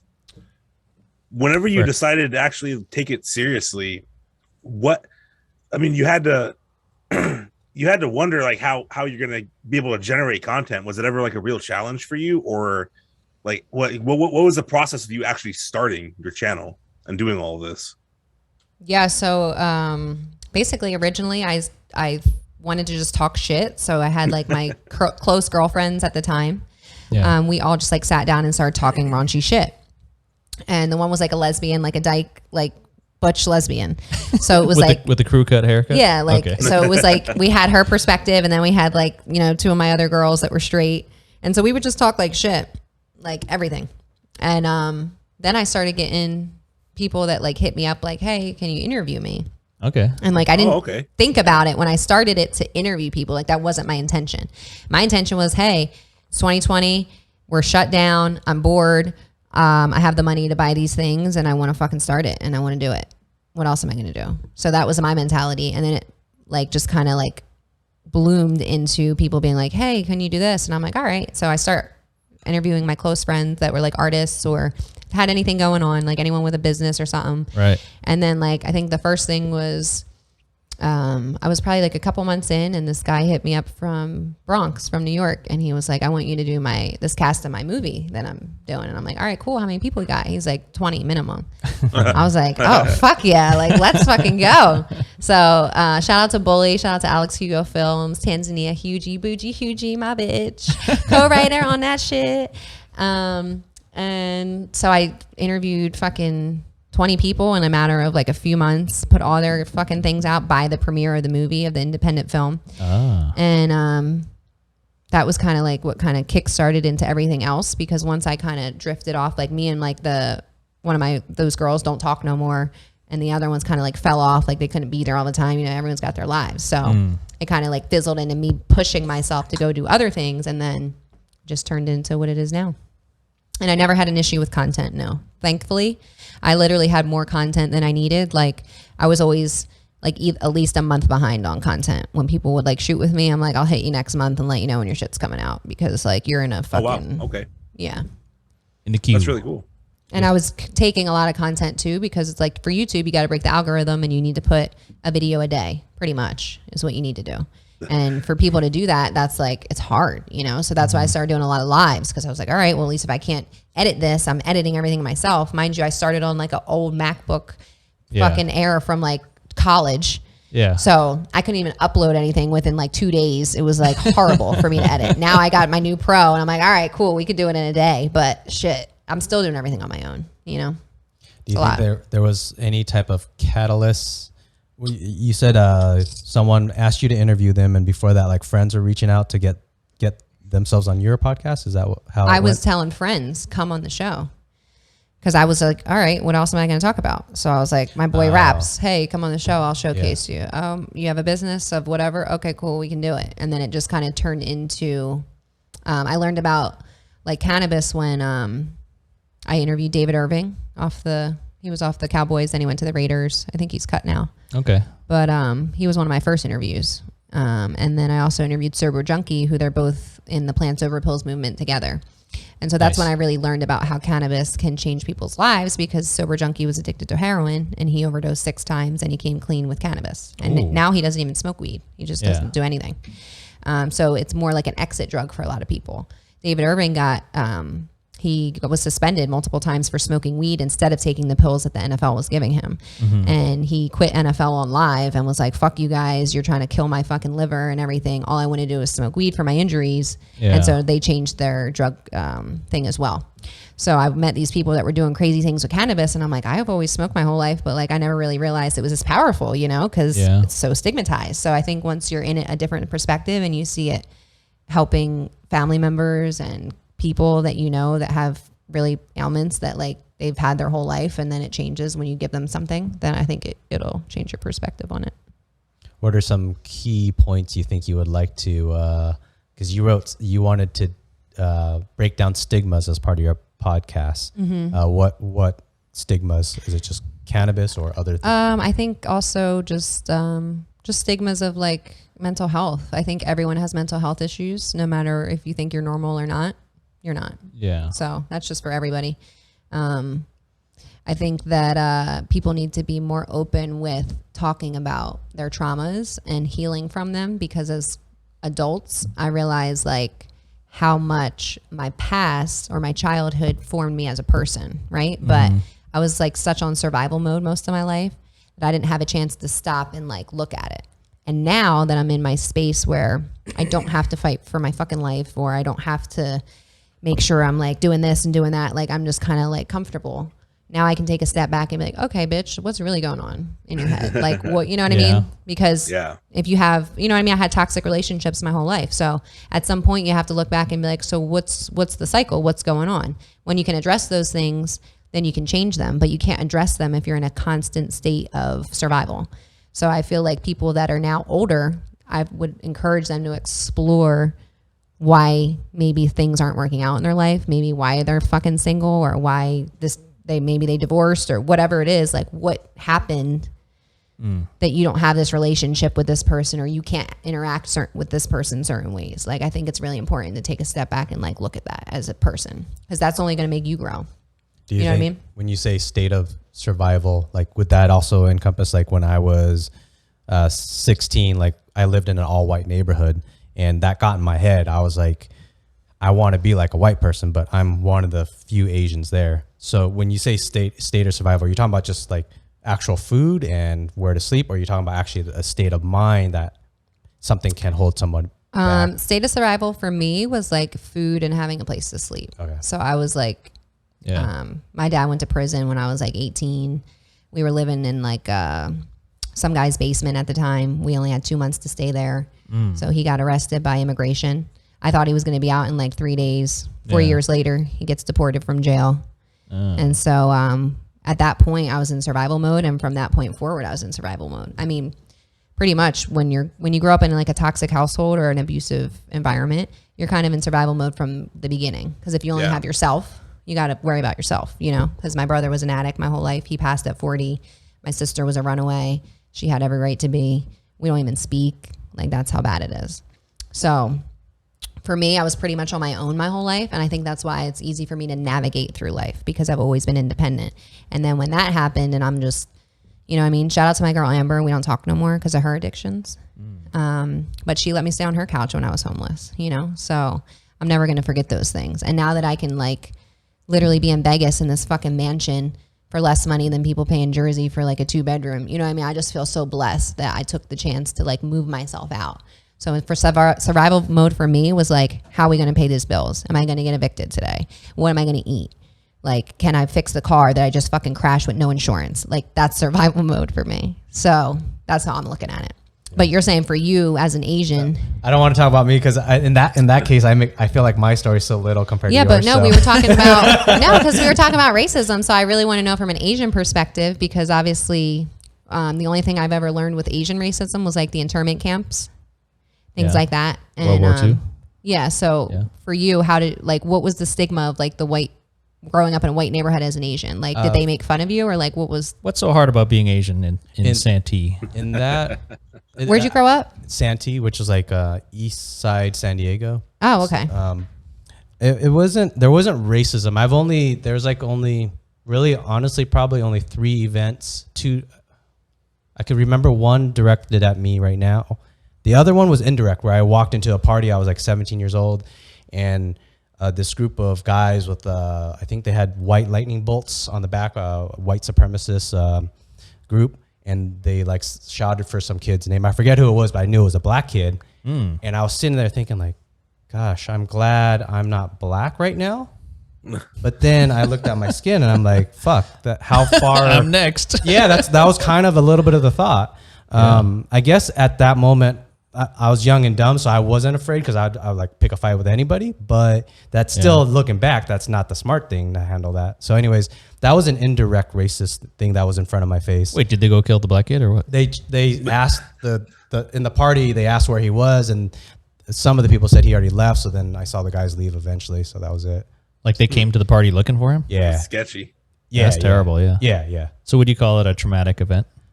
It was an event for people that can think outside of the box to reflect. Meaning, I think some people put in that position, they don't think about like, wait, my skin color, their skin color, and then that's a bunch of white guys, or my skin color to the black person, and then look at the white guys. I think some people may not reflect on it. They're just like, oh, I got lucky. Yeah. But the thing for me was to reflect on, holy shit, I'm an Asian person trying to be like these people. It was up till the age of 24 where I kind of said to myself, like, why am I trying to fit in? Like, I don't need that. It was me and Emmett lived we moved like to an Asian neighborhood after somewhere around. Yeah. Mira Mesa. Yeah. Yeah. So that helped me mentally to just grasp that I don't need to fit in. But I think it mentally held me back in the sense of education. Like I was so focused on that just to fit in. Right. So I didn't encounter racism that much, but it has affected me, unfortunately. But I mean, but you're conscious of it. Yeah, like I think you were conscious at a young age, which is different because, I mean, honestly, nobody knows color until they're taught it. You know what I mean? Like growing up, you don't know, like if your friend's white, Asian, black, Spanish, you don't know. You're fucking, you're little. You're just playing with your friends. Yeah, totally. Then when you get older, it's all about how the parents talk about it around you and how it's portrayed to you. And that's the thing. Like it starts with the kids. Like I don't care what no one says. If you teach your kids good, the world will change because they're the fucking next generation. And if we have a bunch of racist motherfuckers running around, we're just going to be in 2020 again. Yeah. So you need to teach your kids that people are people. Their character is what defines them. It could be a fucking purple person. If they disrespect you, fuck them. But if they're cool, then you have no reason to disrespect them. There's just it's just crazy that the world we live in now and how people perceive things. It's just crazy to me. Have you encountered racism directed at you or even near you? I mean, my dad fucking came over here in an inner tube in the river. Like my dad's complete Nicaraguan, so he's Central America. He's deported now. He's out the country for a long time. And he's been a minority my whole life. My whole family's mixed. We're all mixed, black, Spanish, white, fucking everything. So we, the only racism I ever really experienced was when I was dating my first boyfriend and he was black and he told me, he was like, we're going to go visit my grandma. And he's like, don't tell her that you're part white. And I was like, what? And he was like, yeah, he's like, do not tell her. Like, he's like, just say you're Spanish, you know, because in reality, like a lot of cultures come from black, you know? And so that makes sense. Okay. You're Spanish because my fucking great granddad was Jamaican. So he came to Nicaragua and half the fucking country is literally Jamaican because they speak Creole. It's crazy. So he's like, yeah, don't tell her you're white because she grew up in a generation where they fucking were told to hate white people, you know? So I've never experienced racism because I've always been the skin tone and people think I'm Italian. Literally, like Italian men in Jersey used to hate it when I was like, I don't fuck with you. Like, you're not my type. Yeah, I thought you were Italian. What do you mean? Oh, yeah, exactly. Yeah, no, it's not. Nope. I got no Italian in me that I know of. Not even dick. Sorry. Whoa, look out. Don't say you're Italian, Joe. Don't say you're Italian. But my niece and my nephews definitely have. And that makes me sad because for them, we want them to grow up in a better environment. So by putting them in a better environment means they're going to be around a lot of people that don't look like them. And so you can only tell so much to someone that's being bullied or, you know what I mean? Anything like that. For me, I'm like, I'll fucking pull up on the kid and their mom. Like, I don't give a fuck. You know what I mean? Like, leave them alone. But it's just a real thing in school. And that's why people have suicidal thoughts. And that's why everyone in my family also has mental health issues. So I feel like I never looked at it as issues until my awakening, which was like 2020. That was my awakening. Because when I came here, I was still on the same shit. Like, I don't have any issues. I'm good. I'm fine. Whatever. Yeah. 2020 was really like eye-opening for me all the way around. I think you identified a key point of being able to step back from your problems, step back from your day-to-day life and kind of analyze what's going on. I think that's hard for most people to take that step because you're caught up in the moment. You're caught up in your troubles and you're struggling and you're just behaving without thinking. And so I think you brought up a really good spot where you can't even begin to assess your mental situation or your life situation without doing some kind of taking stock of what's going on. Well, you probably have to be fortunate enough to have some type of foundation that you found that you're stable to be able to reflect on that. That's the thing, because you can tell someone be positive all day, but if I'm still living in the hood and I can't fucking eat and I don't have money, fuck you. I'm not going to be positive. Yep. Fuck you and your money. I hate you. You got money. Like I'm resentful now. I don't even want to fuck with you. Fuck you because you're white and you're privileged and you got a white picket fence. Like that's how it is for real. And so for me, my whole perspective is like my mindset has changed a complete 180 in the past couple of years. Cause I was still like this a couple years ago. You know what I mean? Like, so for me, my transition came with the podcast. Like, it was literally a healing experience for me. Like, I'm so blessed that I started it because, like, say my shit stops today and like Faded Truth has never happened. I completely changed my mindset. I completely changed how I look at things and how I approach people and how, like, what things I want for myself and people around me in the future. You know what I mean? So I think anyone that has a creative, like, idea, fucking do it. Whatever it is, whether it's painting, podcasting, singing, whatever, like, just do it, because your mind, we only use 10% or some shit. Yeah. And that's why psychedelics are awesome. Gets the next 10% out. They allow you to open up. No, like literally on acid. Do you ever see Limitless with no. Bradley Cooper? No, I know what you're talking about, though. You have to watch. You ever see Limitless, Joe? I feel Yeah, like it's a Joe's fun on movie. it. Yeah, Joe, you need to be here.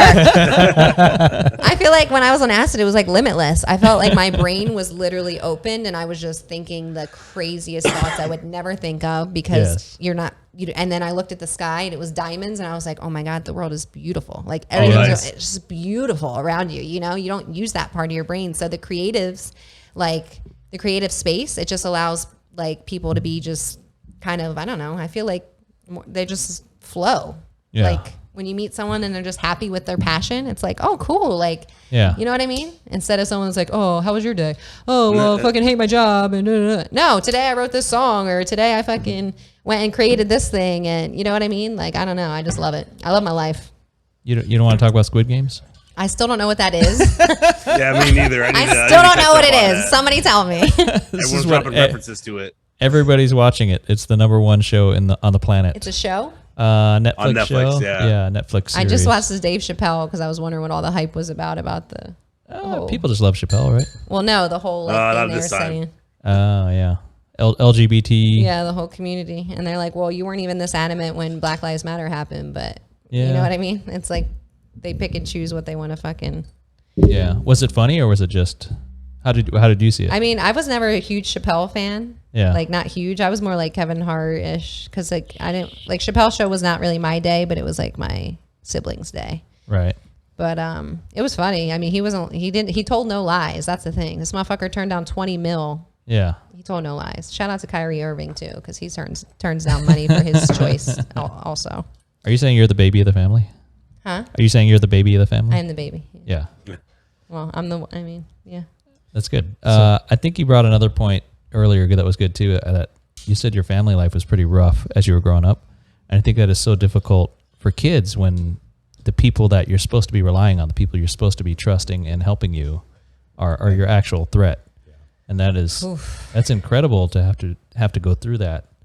A lot. Yeah. Well, I just actually realized this year that I had daddy issues. No way. Yeah, and I never. We're gonna fight after this. Why? Why do you hate me? Because you're one of those. You're one of those that like 2 years ago I would already punched in the face. I admire you. But anyway, you're a so fascinating person. I realized that a lot of these relationships and things I was in, I was like seeing somebody else in. So I honestly, I Yeah. realized all these issues now. And so in my 30s, my goal is to heal from all these issues that I had. And then that way I can be better for my friends, my family. And then, if I end up dating somebody, cool. I can be good for them too, Yeah. So we're past the 1:30 mark, but you're welcome to stay if you want to continue talking. And Joe, do you have anything that you need to do that you're? Nothing pressing. So I'll leave it up to Angie. If Angie wants to continue on, we would love it. But I don't. Do you guys still want to talk to me? Or Yes. am I kicked out yet? No. Okay. I mean, No, the longer we talk, the longer I have to get punched. I want to delay You're that. lucky this is blocking you. Oh yeah, they're super sweet. Anything on something like one place or something? Yeah, I have had that. I don't remember. It's That's been what a I while. thought these were. I think this might be regular. Oh, you got the gamer chair? Is that? You got the gamer chair? Yeah, it's all busted though. I need a new one. Too much action. Yeah. Did you ever fuck in the gamer chair? No, not this one. I had a different one that was Wait, more let me get stable. I wouldn't trust this casting. one. Hunter texted me. He said you're not wearing pants, Joe. But we No, obviously. why would see I it. wear pants? Can't see. That's what's fucked up, because my old studio, I had like the table, and so I only had to dress from this part up. But Yeah. now I have like where you can see my whole body. I'm like, fuck, I really have to wear like a whole outfit. Before I was just wearing like a cute crop top with like sweatpants and slippers, you know? Yeah, you see me with just this t-shirt. I'm just wearing regular He's shorts. just got boxers on. I have my nice shorts on. I just started like looking at other people's podcasts like a few months ago because like the whole time I podcast, I never looked at other people's shit. And that's why I was like, oh, I got to redo my room because I was like, this isn't like how everyone else has it set up. But I didn't like, you know how they're like, do the research. And I was like, I was just fucking going on my own shit and it was working. So I was like, okay. No, but if it's working, you don't need to change, right? Right. But I still should like, that's the thing. When you don't have a team around you, it's so hard to get feedback because people, your friends probably just want to tell you that you're doing great. But like, if you have a team, they can tell you like, no, this is what you need to fix. You need to tweak this. Maybe this isn't working, you know, but I never had a team around me. So I was out here in Vegas by myself and like, I just had to kind of do it. So that's why I decided to go with management finally. And that was the best decision I ever made for the brand, you know? And so anyone that needs help, you need some type of team around you, whether it's like your creative friends, which I don't really have a lot out here either because, you know, I kind of have my circle small. So it's like rare that you're going to walk up and be like, hey, can you help me with my business and not sabotage it? You know what I mean? Like you're not a hater and you really want to help me. That's hard. Oh.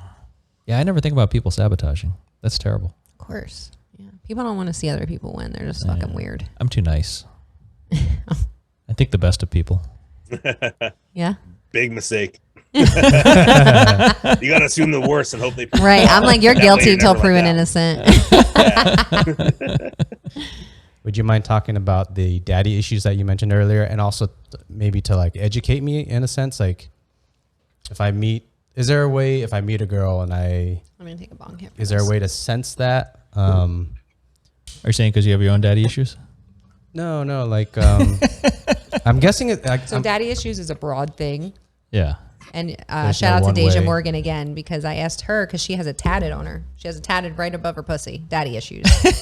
And I said, do you have daddy issues? Like, what happened? Was that healing for you? Like, why'd you do it? She pulled down her underwear. And she didn't have her dad in her life at all. And she was like, honestly, like, I never really thought I had daddy issues, but if I did, it drove me to make this empire for myself. And she's like, I put it on me because everyone in my comments would always be like, oh, you have daddy issues. That's why you're an OnlyFans girl or whatever. And she's like, ever since I tatted daddy issues, no one has anything shitty to say about it. And she's like, fuck you guys. Like pretty much taking control of your own body for me. I always like just kind of went on go, and I just like didn't have any emotion my whole life. Like I was literally like a man in a woman's body. People always told me that. That's why I have a lot of guy friends that I never fucked. And I know people are like, yeah, you can't have friends that are guys. Okay, well we never fucked. They don't try to fuck me. Like we're cool as fuck. And I just kind of portrayed that to people. And so I've always been like the dominant one. And so I'm sure they would like to though, right? Huh? I'm sure they would like to though, right? What? Your male friends. Oh yeah, but as long as you don't disrespect me, you know what I mean? That's fine. You've been in my life for fucking 15 years and you don't disrespect me, you're my friend. Okay. So seriously. No, I just didn't want you to think that wasn't in their mind at all. I know that. Okay. Yeah, we know. You guys are men. You want to fuck everything. We get it. We get it. But for me, I think I realized I've been single for a long time now. And it was more by choice. I've had a lot of situationships, had a couple relationships, but they were all toxic. And then once I cut those off and I moved, I was like, okay, I don't really want to get into a relationship. So I was getting into situationships, fucking online dating, just the worst shit ever. Mm-hmm. And this year I decided to like kind of cleanse myself a little because I was like, all right, bitch, you keep finding these same fucking men that are toxic as fuck, that just like ghost you or some shit. Like, you know what I mean? We'd be like amazing for the first few weeks. And then 30 days later, it's like, you never hear from them again. And I was like, why is this shit happening? Like, and so once I started getting more into like spirituality, which was just more like mind opening for me of like, started with yoga. That was like my first kind of kick into getting into my own mental space and being like, all right, let's figure out really what's going on up here. And so I just like been doing a little bit of like Reiki healings here and there. You guys heard about them? Mm-hmm. It's like energy healing, kind of like a therapist, but with energy instead of like someone sitting on the couch being like, oh, I understand. You know, it's Japanese like, energy. Reiki? Yeah. Is it Japanese? I think it's Japanese. Okay. Yeah. So I could be 100% wrong. I mean, I learned all this shit when I moved to Vegas because in East Coast, we don't have any like type of like energy healing. Like no one believes in that. So just a lot of cussing back there. Right. I would have been in the same space that I was forever if I didn't move. And that's why I'm grateful to come to the West Coast, because at first I was pissed. I'm like, everyone's slow as shit. Like, everyone's weird. Oh, good Lord. You know what I mean? And then now I'm like, okay, I get it. Like, everyone's kind of just enjoying life, and like there's no fucking complete rush for everything, and people really take the time to be open-minded about all types of things. Yeah. So I think once I started getting more into like those kind of things, it's kind of something that it's going to come up no matter what. So if you have this backlying issue, some point in your life, it might come up, I guess. That's how I can put it, depending if you're conscious of it. And so for me, I started getting more conscious of, I guess, things that I was like displacing as a child, or like how I grew up and the things I saw or dealt with. I think I just kind of started realizing like, okay, well, maybe you should address them, because I used to put it off to the side and say, hey, guess what? People have worse lives than you. That's how I got through my life. Everyone's got it worse. Bitch, someone let you sleep on your couch? Great. You just ate today? Okay. You're not this homeless guy on the street that has nowhere to go. You know what I mean? So for me, that's how I kind of got through my life. But then I realized like everyone's got their own story. Everyone's got their own pain. And just because someone's pain might be worse than yours, you still have to address your own pain. Yeah. Like, you can't put it to the side and be like, well, you have it worse, so fuck it, I have nothing to talk about. No, that's yourself. Like, you went through it. Then only the worst person in the world could feel bad. Right. Like, why can't you feel bad, you know? And I really grew up thinking it was a bad thing to feel bad. I grew up thinking that emotions were bad, and that you couldn't cry, you couldn't do anything except be angry and fucking flip out. And that was your only reaction. It wasn't like, yeah, let's talk about it, or maybe it's from it was nothing like that. So for me, now that I am more open, all my relationships with my family that I do talk to have gotten better. You know what I mean? Like, my mom, I've opened up with her. She's opened up about her traumas from her life. And like, you know, because it all stems down. Like, I come from a generational trauma pattern. I come from a generational poverty pattern. Yeah. So for me to change someone who's been thinking the same way for 70 years and really have them open up, and then also talk to my niece and nephew who have had mental health, suicidal issues at a young age, and be able to tell them like, hey, it's all about how you think. Right. You know what I mean? So for me, I think people that have stories like that and come from trauma, like, you can't fuck with them. That's just why, like, people are like, why are you the way you are? I'm like, because I just never had a choice to not be like this. Like, I have to be like this. Yeah. And now I don't have to be this whole thing I was before, but I can at least help people and kind of guide them on their journey to, like, you're not going to be like this forever. You know what I mean? I don't know if that makes sense. It does. I'm still having trouble wrapping my mind around a dude ghosting you, because you're such a beautiful woman. I can't imagine a dude. You know what I think? It's like, because in the beginning we're like, great, and we're having a great time and whatever. And then I think people underestimate my lifestyle. Like, I really think they think, okay, this girl's just, you know, whatever. Maybe she's got a little podcast thing going. Like, I love when people are like, oh yeah, I saw your little show that you had. I'm like, okay, great, whatever. So, you know, like, that's cute. Yeah, that's cute. Okay. It's my fucking business, motherfucker. Like, what do you mean? You know, so it's hard for people to, They just want more of your attention, or? I think it's like demasculating in a way. What do you guys think as men? That is intimidating for a lot of guys. If you're a powerful, independent woman, that is difficult. But for why a lot is of that? guys. Why is that intimidating? I have to know that. Like, I think most people, most men, I'm going to say most people, they live in a very, you go to work 9 to 5, you don't know if you're going to be fired by your manager, and you might have gotten that job by luck to some degree, and they don't even realize that they got it by luck. They may not know how to do a job interview. They may be scared to do a job interview. So they live in that they're not even at a state of confidence at all. So I think to date a woman, to add to a guy that may not have a big salary or confident in handling that salary, I think that's a big thing in my opinion. To have your salary and be confident and know that I am worth that salary and I could go find a job. I have the skills to go interview and land a job at this salary. Most people, as soon as they get a salary, they don't even realize that they can. I'm going on a massive tangent, so you guys can stop me if you want. In a relationship, I think it's more about insecurity, though. It's like, oh man, she's beautiful. She's got everything she needs. Well, that's the thing too. Like, look, I just came to your house. Well, good thing your girl's cool.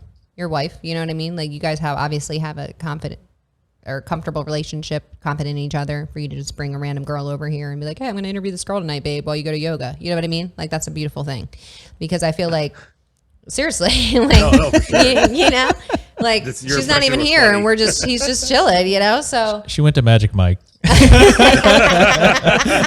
a she's yoga. like, yoga every Thursday. I think it's all wrapped into one, the insecurities of accomplishments, of society expectations, Yeah. and then a guy meeting a woman. So you add there's so many pieces. It's not just one. When you ask that question, why are guys intimidated by a woman that's successful and a woman that could actually have a intelligent conversation too? I think I'm not trying to say that no women could have an intelligent conversation. I'm trying to say that to add that all up Getting into dangerous. to one woman, a guy of course is gonna be intimidated by it. But I think it takes, I'm gonna say most guys.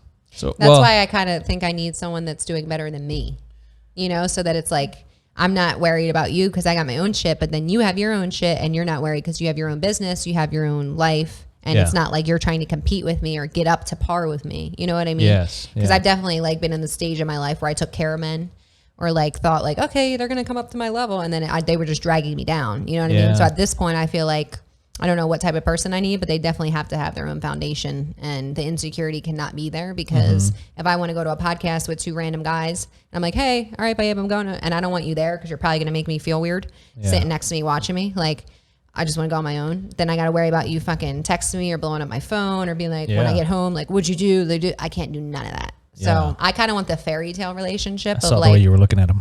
we just flow. Yeah, they're like on live. Like that's definitely happened to me with other guys. Like their girls will text them on live and be like, fuck you and that bitch. You know, like people are just naturally insecure. So I think it's hard. I mean, honestly, I think dating's hard in general. So if you have somebody, hang on to them.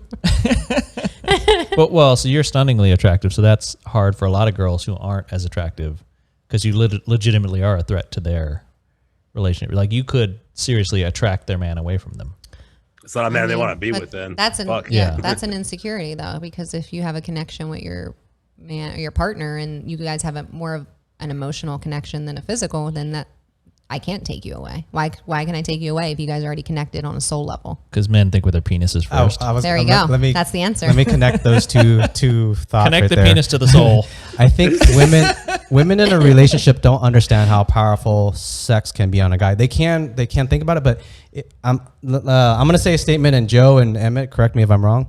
Men have thrown away marriages easily for sex. If a woman is dating a guy and she understands sex is that important to him, if she gives him the most amazing sex, she's not gonna fucking leave him. Or he would never leave her. So they're in a polygamous relationship. Those people. That's why they're together. They fuck other people together or separate, and then they allow it. You know, honestly, if guys like sex that much, because at the end of the day, if you ruin your marriage for sex, that means that you're thinking with your dick and you're controlled by pussy, and that means you're weak as a man. If you literally cheat on your wife or someone you committed to, right? So like that's what I'm saying. If you connected if you connect on a different level, then I haven't done it. I'll say I haven't connected with anyone on that level to where I'm like, I don't want to go fuck this other person. But that's what happens with people, and that's why they stay together. So I think it's possible.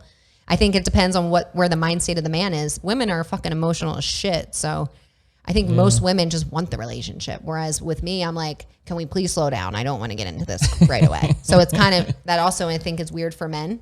Because I think you guys are used to women being like, okay, great. Yeah. Let's hop in and like get married next week and have kids. And I'm like, please drag this out as long as possible. Don't text me all day. I'm fine. Yeah. I don't know. I don't know how much of that is evolution, animal instinct. Like if a guy is so used to being the power of the relationship, the wearing the pants and or taking control, I think animal instinct, the evolution of that has kind of rolled into us nowadays for that. Well, I mean, women didn't have to kill any antelopes or anything. We did. Yeah, it's a complicated for life. you, Yeah. Joe. Well, I've never killed an antelope. I like to get my meat from the Walmart. Right? I don't deal with any of the other shit. They got a good deal on ground turkey right now. Yeah, dude. Well, all the On meat's super rollback. expensive right now, so I'm trying not to buy it as much. It's probably good for my health. Trader Joe's is my shit. Trader's is good. I didn't even know They have that. good I didn't hummus. never went to one until I moved here. Oh, they don't have that in New Jersey. They have them in Philly, I think, or somewhere north. It sounds Yeah. like New Jersey. It sounds like a place where they'd use a lot of mayonnaise. Just Mayonnaise. Mayonnaise. Yeah, dude. I know what you're talking about. Those ultra like. I would have thought the Midwest, but I'll go with Well, that. the Midwest too, dude. They put mayonnaise in everything. Like they dip their fries in mayonnaise. I used to put mayonnaise in my salad. That's how my mom used to disgusting. make my salads with mayonnaise instead It's of a dressing. salad dressing, yeah. Yeah, it was so good. I don't like mayonnaise at all. So I run a meetup group, and a lot of my members complain about their life in online dating. Like I get zero good stories of online dating. It's all like train wrecks. Oh, so bad. Is Are that they I feel chicks or like- dudes? both? I mean, Oh, 'cause really? It's a meetup group. So people that are new in town or whatever, we'll go up. Everyone's welcome to tell their shitty stories. Yeah.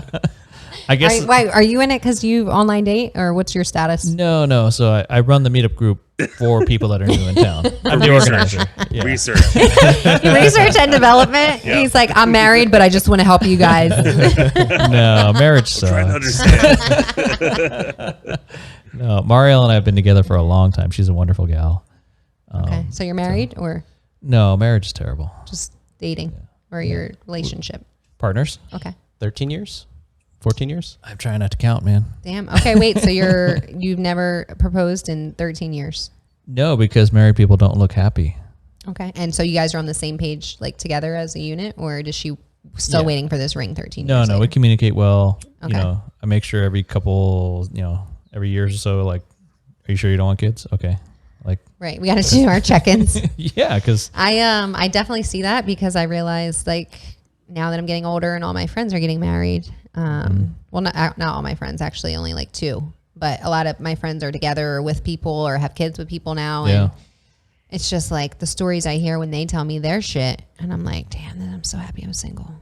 Like, it just reminds me, you know what I mean? So that's what I never Yeah. wanted to get to because like I'm such a like. You're an independent I'm a person. spontaneous person too, so like Yeah. you have to keep my attention. So for me, I always got scared of like getting stuck and like being bored. Like that's my biggest fear is getting bored in a relationship. Oh, that's marriage, yeah. To where I don't want to fuck you anymore, and Oh, like yeah. I'm like, okay, what's next? You know what I mean? Like that's Yeah. my fear. Married people are generally not having sex. That's what I'm saying. So are you still having sex? 13 years in, not married. That's good, yeah. That's what I'm talking about. He has a secret. Don't get Your married. girl's not here. What's the story? We've been married 3 years and we're still having sex. Still in the honeymoon phase? Okay. Yeah, no, I think there's a thing with marriage. Once people feel like, hey, I'm locked in, then they change and they give up and they try less and they, like you say, they stop moving, they stop trying, they stop doing adventurous things, right? Well, that's what they say. You're supposed to treat your partner like how when you first met them. Yeah. That way you never lose them because it's still, I mean, you but could it's like say naturally comfortable. I feel like you're going to be naturally comfortable around someone after you're with them Yeah. all the time. But nobody can be interesting for 5 years, for 10 years. That's why I don't believe in marriage Yeah. because I feel like you want me to fuck you for the next 50 years and also be connected to you for 50 years. And then, you know what I mean? We still love each other. We never cheat on each other.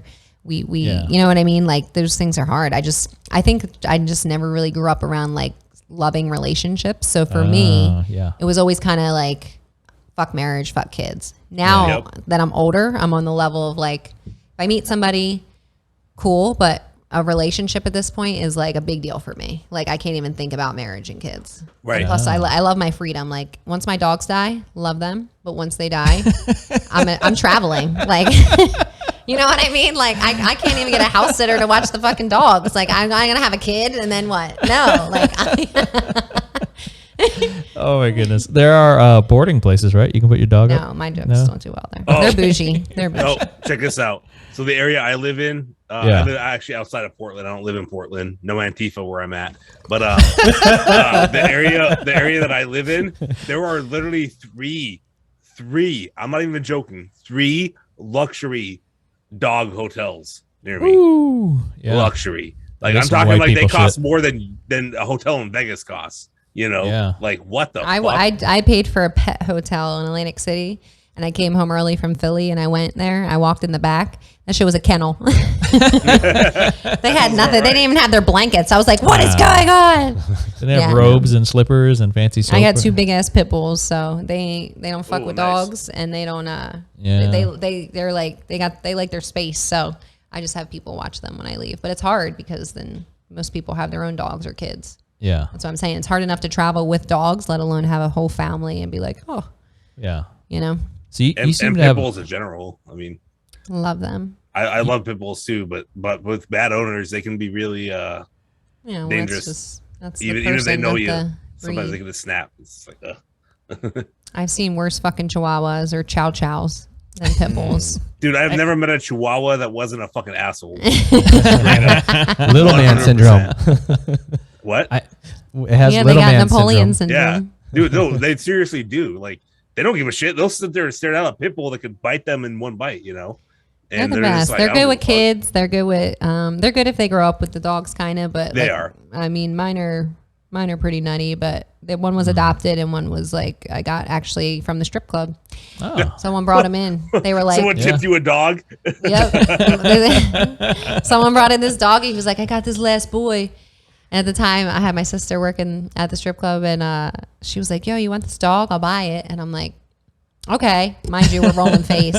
We Sounds good. Wake up the next morning. I'm like, who got this dog? Like, where the fuck did this come from? The dog was 2 weeks old. I had to bottle feed him, and now Yeah. he's 12, and he's a fucking monster. And his whole Nice, litter died nice. except him. Oh. Yeah, because they don't Oh. care. They just, that's what I'm saying, bad owners. They just give them at the womb and try and fight them and all that shit. So everyone, they get a bad name, but they're like the best dogs ever. No, they Love are. them. They are.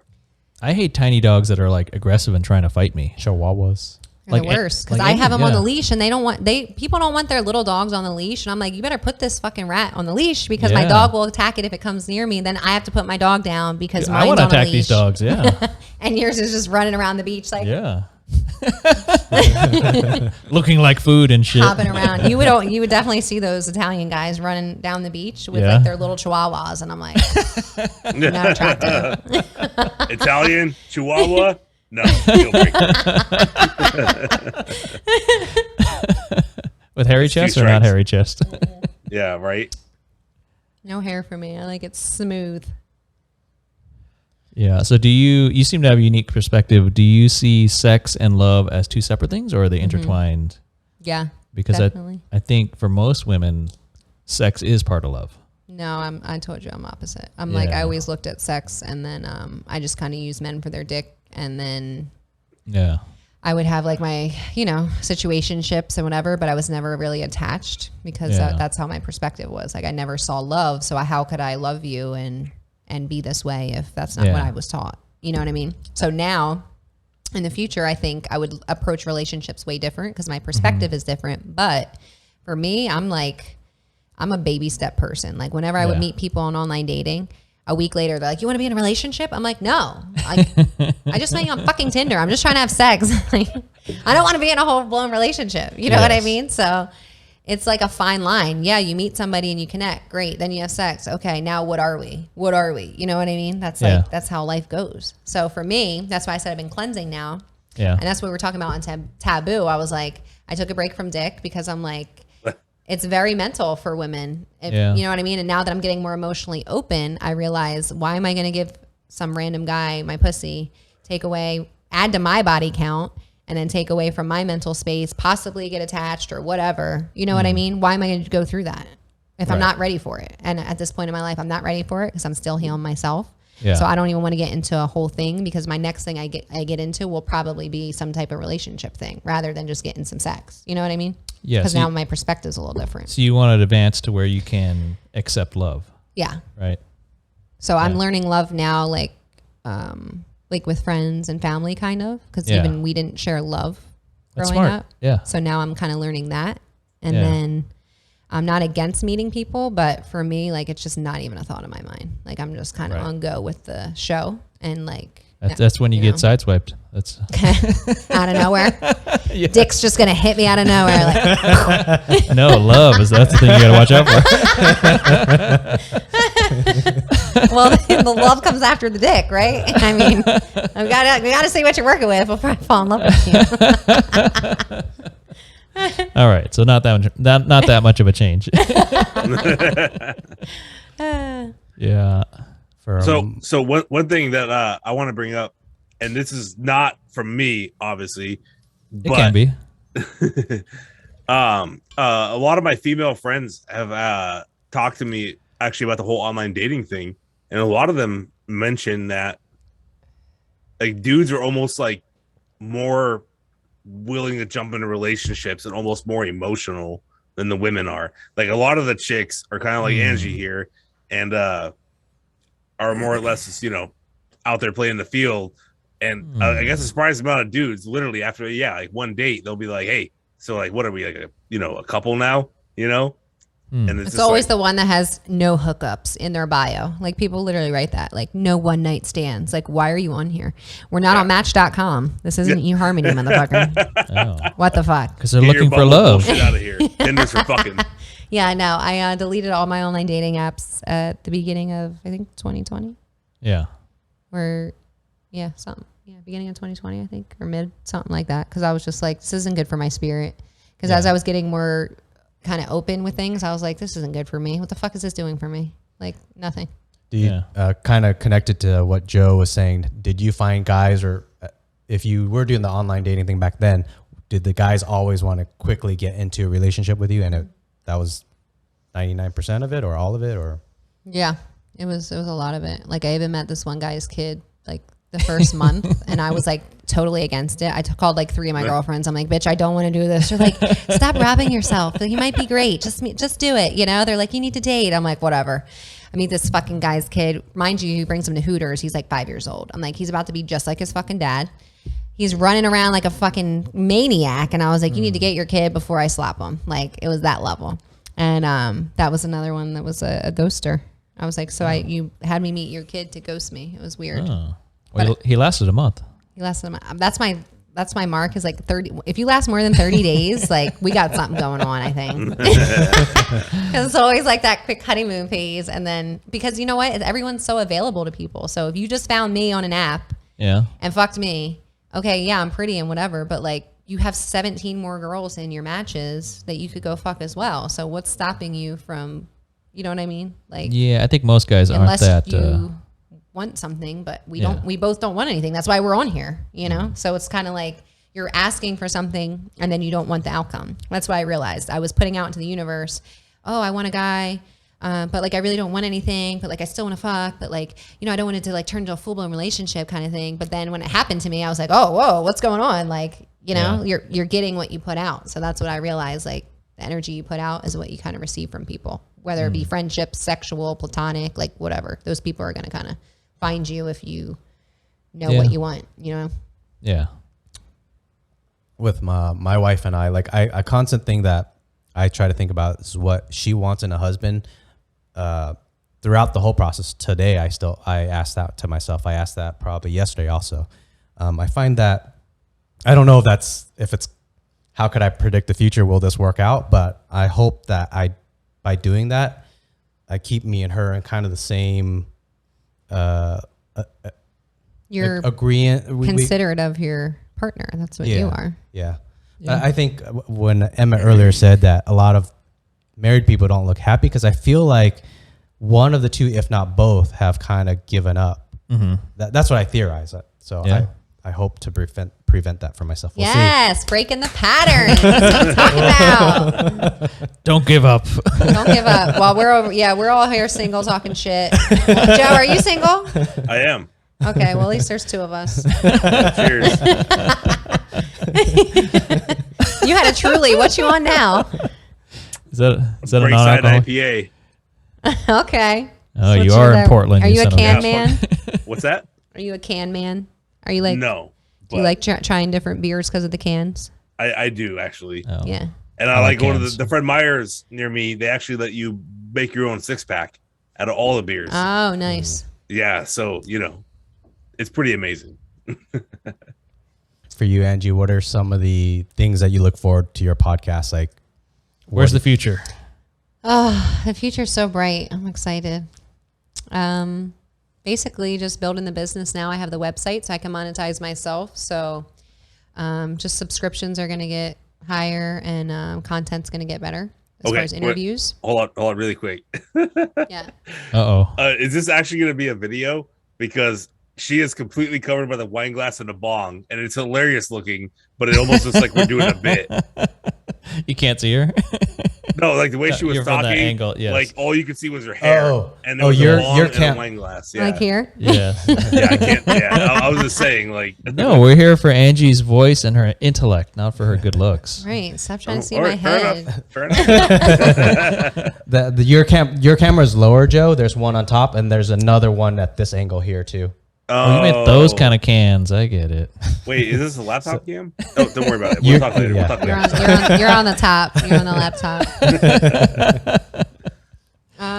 Yeah. So basically just expanding. So if anyone wants services, hit me up. If you want to do any ad space on the website, hit me up.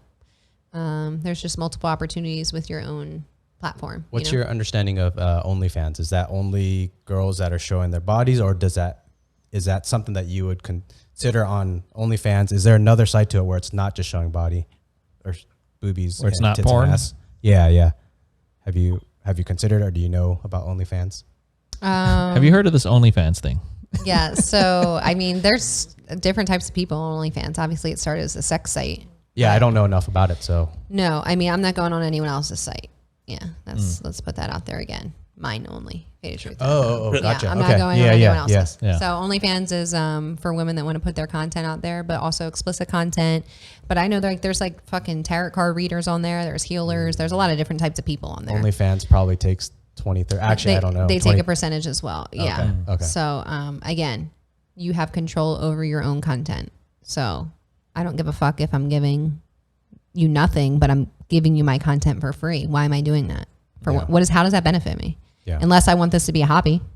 Yeah. Why am I going to do that? You know? So that's why I had to really figure out how this was going to be a business.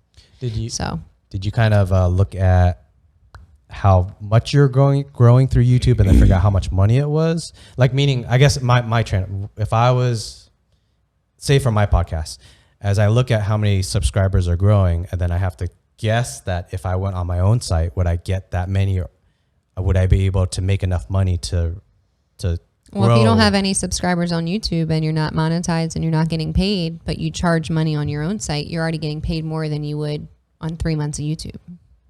You know what I mean? That's the whole thing. We're all trying to break this algorithm and do all these things, but few people get there. I mean, you've seen them, but few people really get there. And like my friend that I know, he got there. He was posting 10 videos a day. He broke the algorithm in a month. He got monetized in a month. Wow.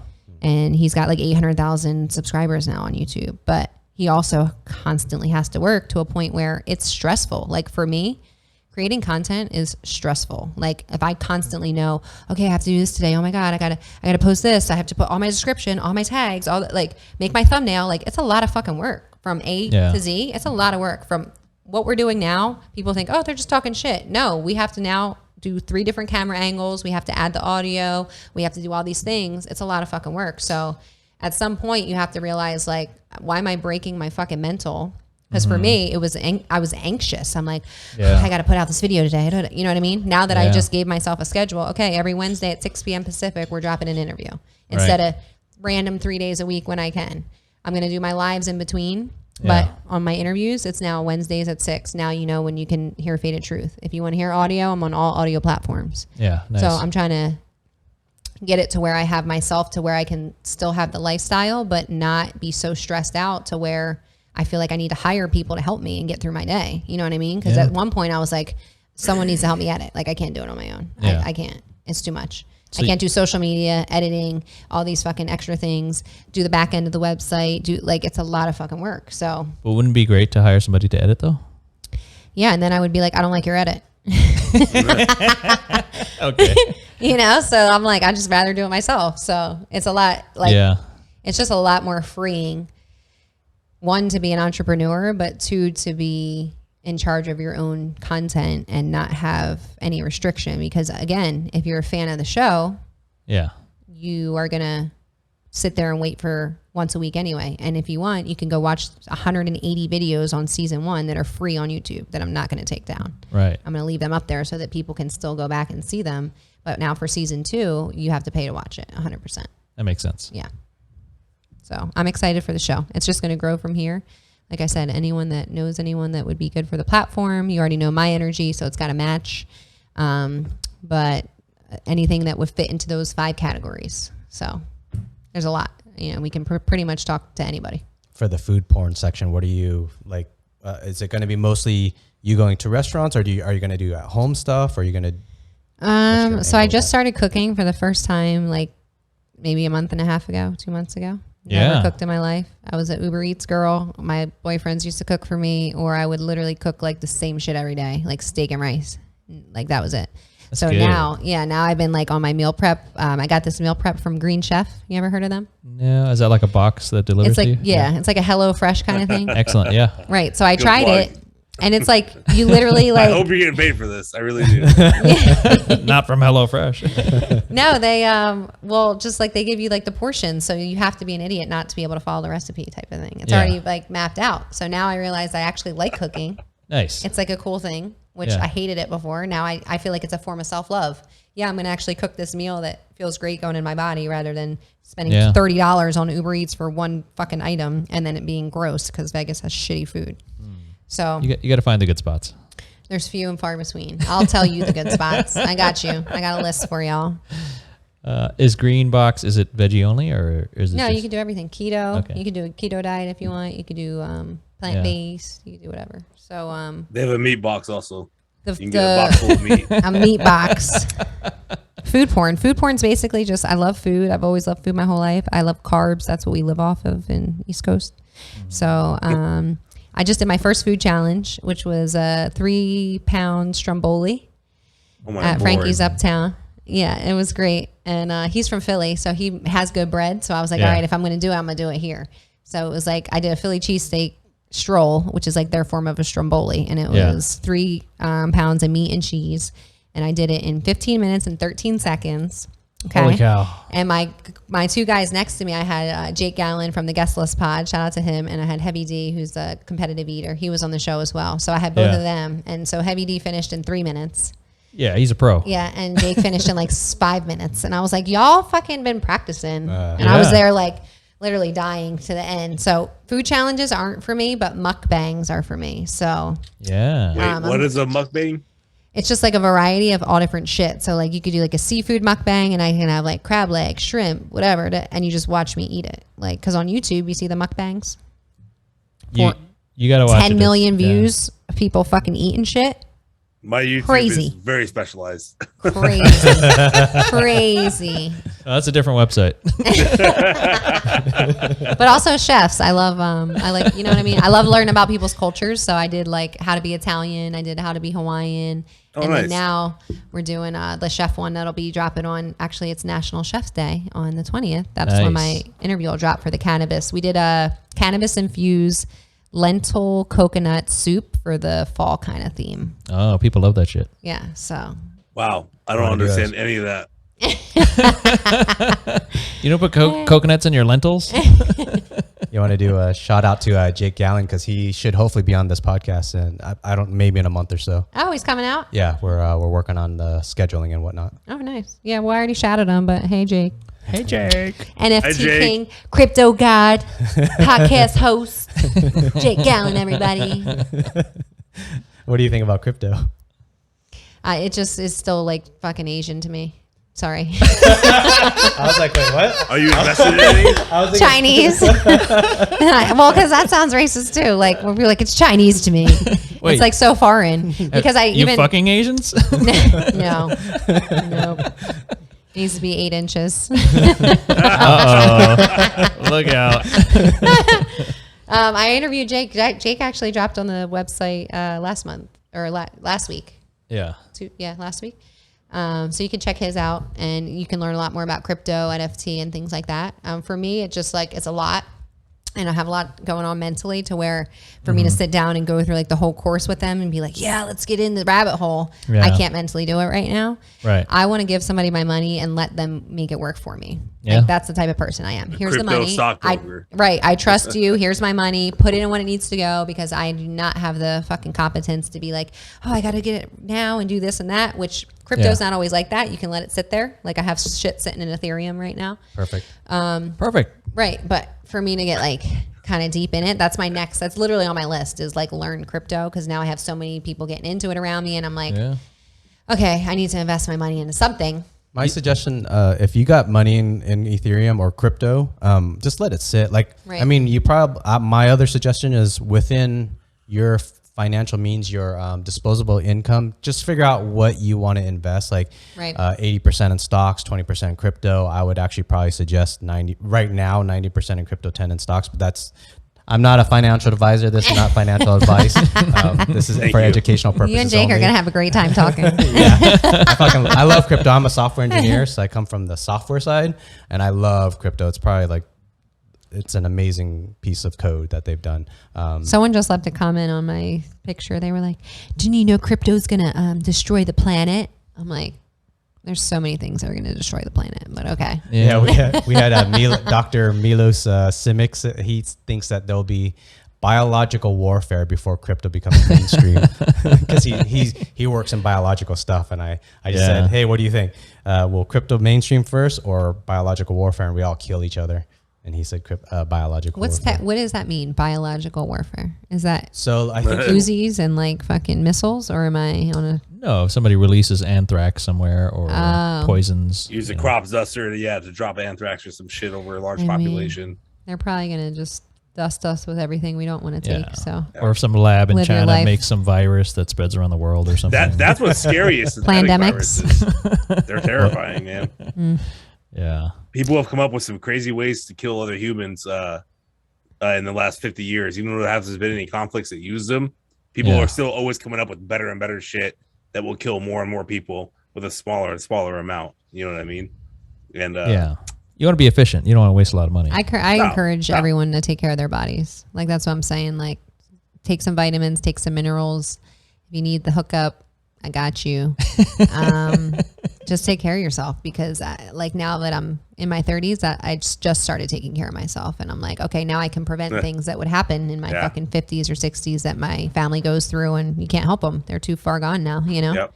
You look great for your 30s. Yeah. Thank you. I'll be 32 next month. Doing something right. Nice.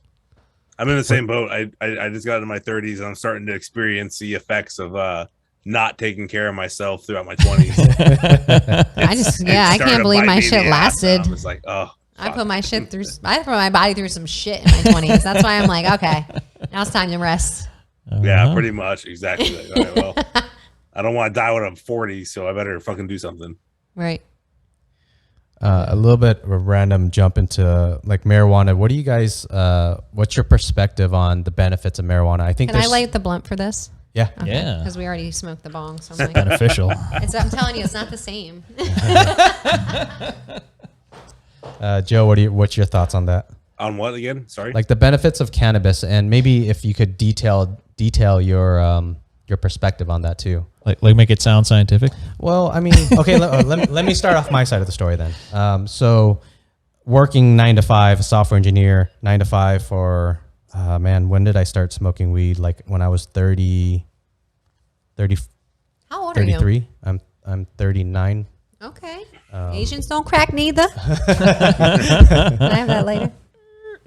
And so discovering marijuana, I did smoke when I was like 16 or 17 once, or it was probably like 4 times. I don't remember the exact number, but I didn't smoke again until 34. And getting sleep, holy shit. If just for the sleep factor, for whatever reason, I feel like my body's on a 25-hour circadian rhythm. Yes. So I could never I get like 1 night of sleep that's decent, and then all the other nights slowly go off 1 hour by 1 hour, and it's terrible. So for that alone, That sounds horrible. Yeah, it sucks. So I felt like I've never had good sleep until I discovered marijuana, or rediscovered marijuana at the age of 34, 33, somewhere around there. Like you slept harder.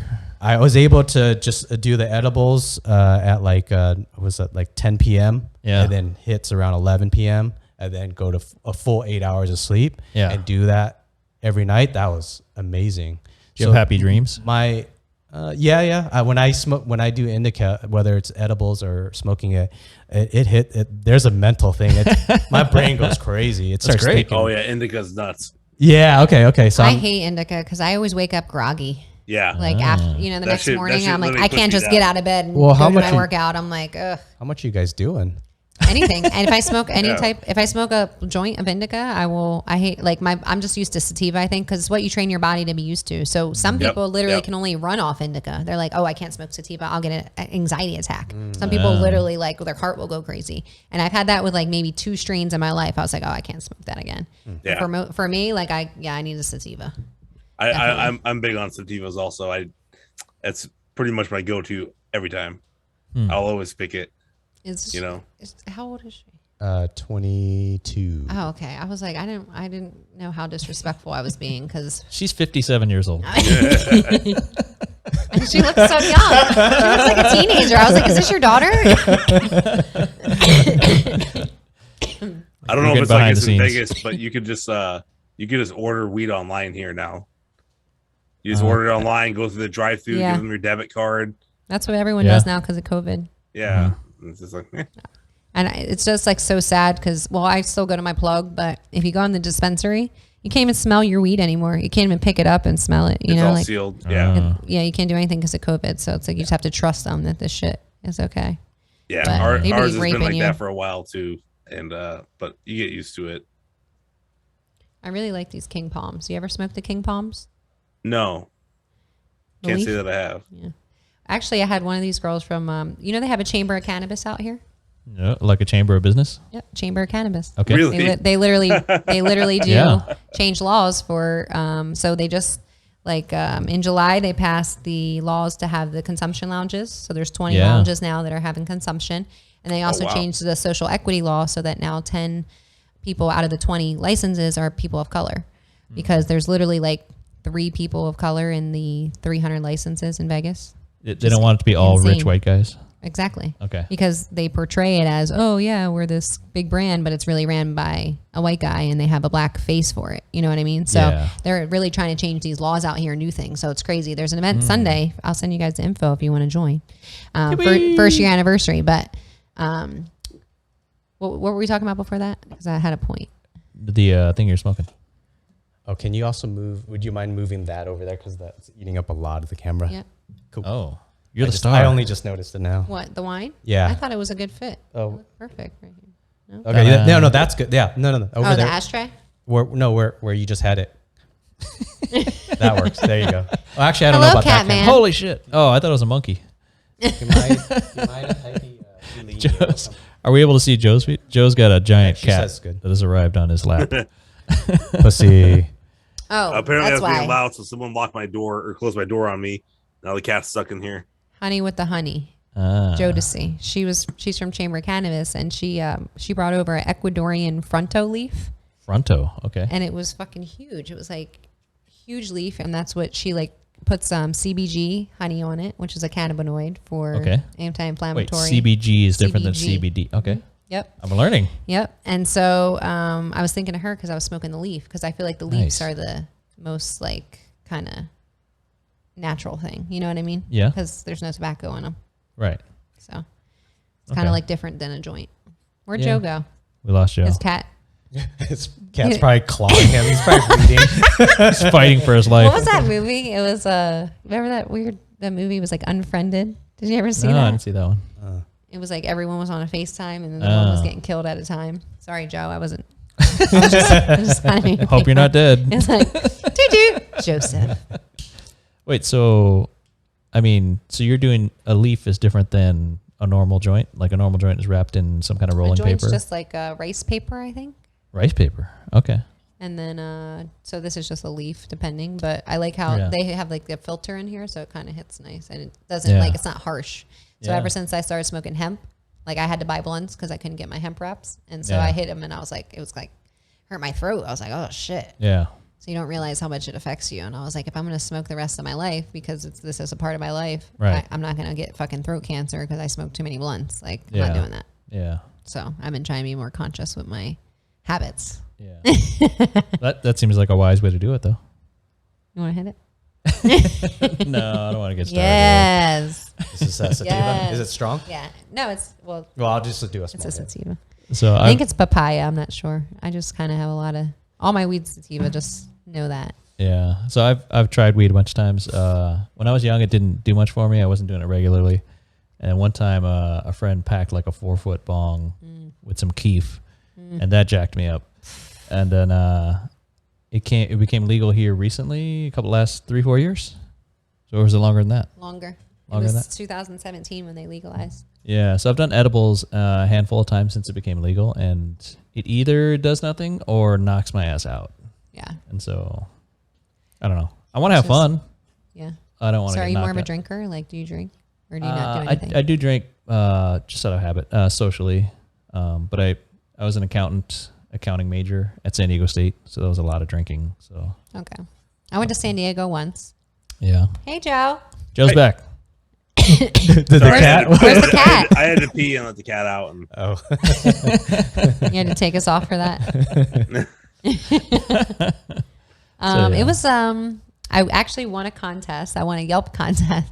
In I San worked at Diego. Green Valley. No, I worked at Green Valley here. Okay. And the first month I worked there, they were like, "There's a Yelp contest, so whoever gets the most reviews, you get a free trip to San Diego." It was Click Hospitality did it, so Nice. they did like all expense for airfare, like dinners, pool, bottles, all that shit. But it was Yeah. like quick 2 days at downtown. That's Gas awesome. Lamp.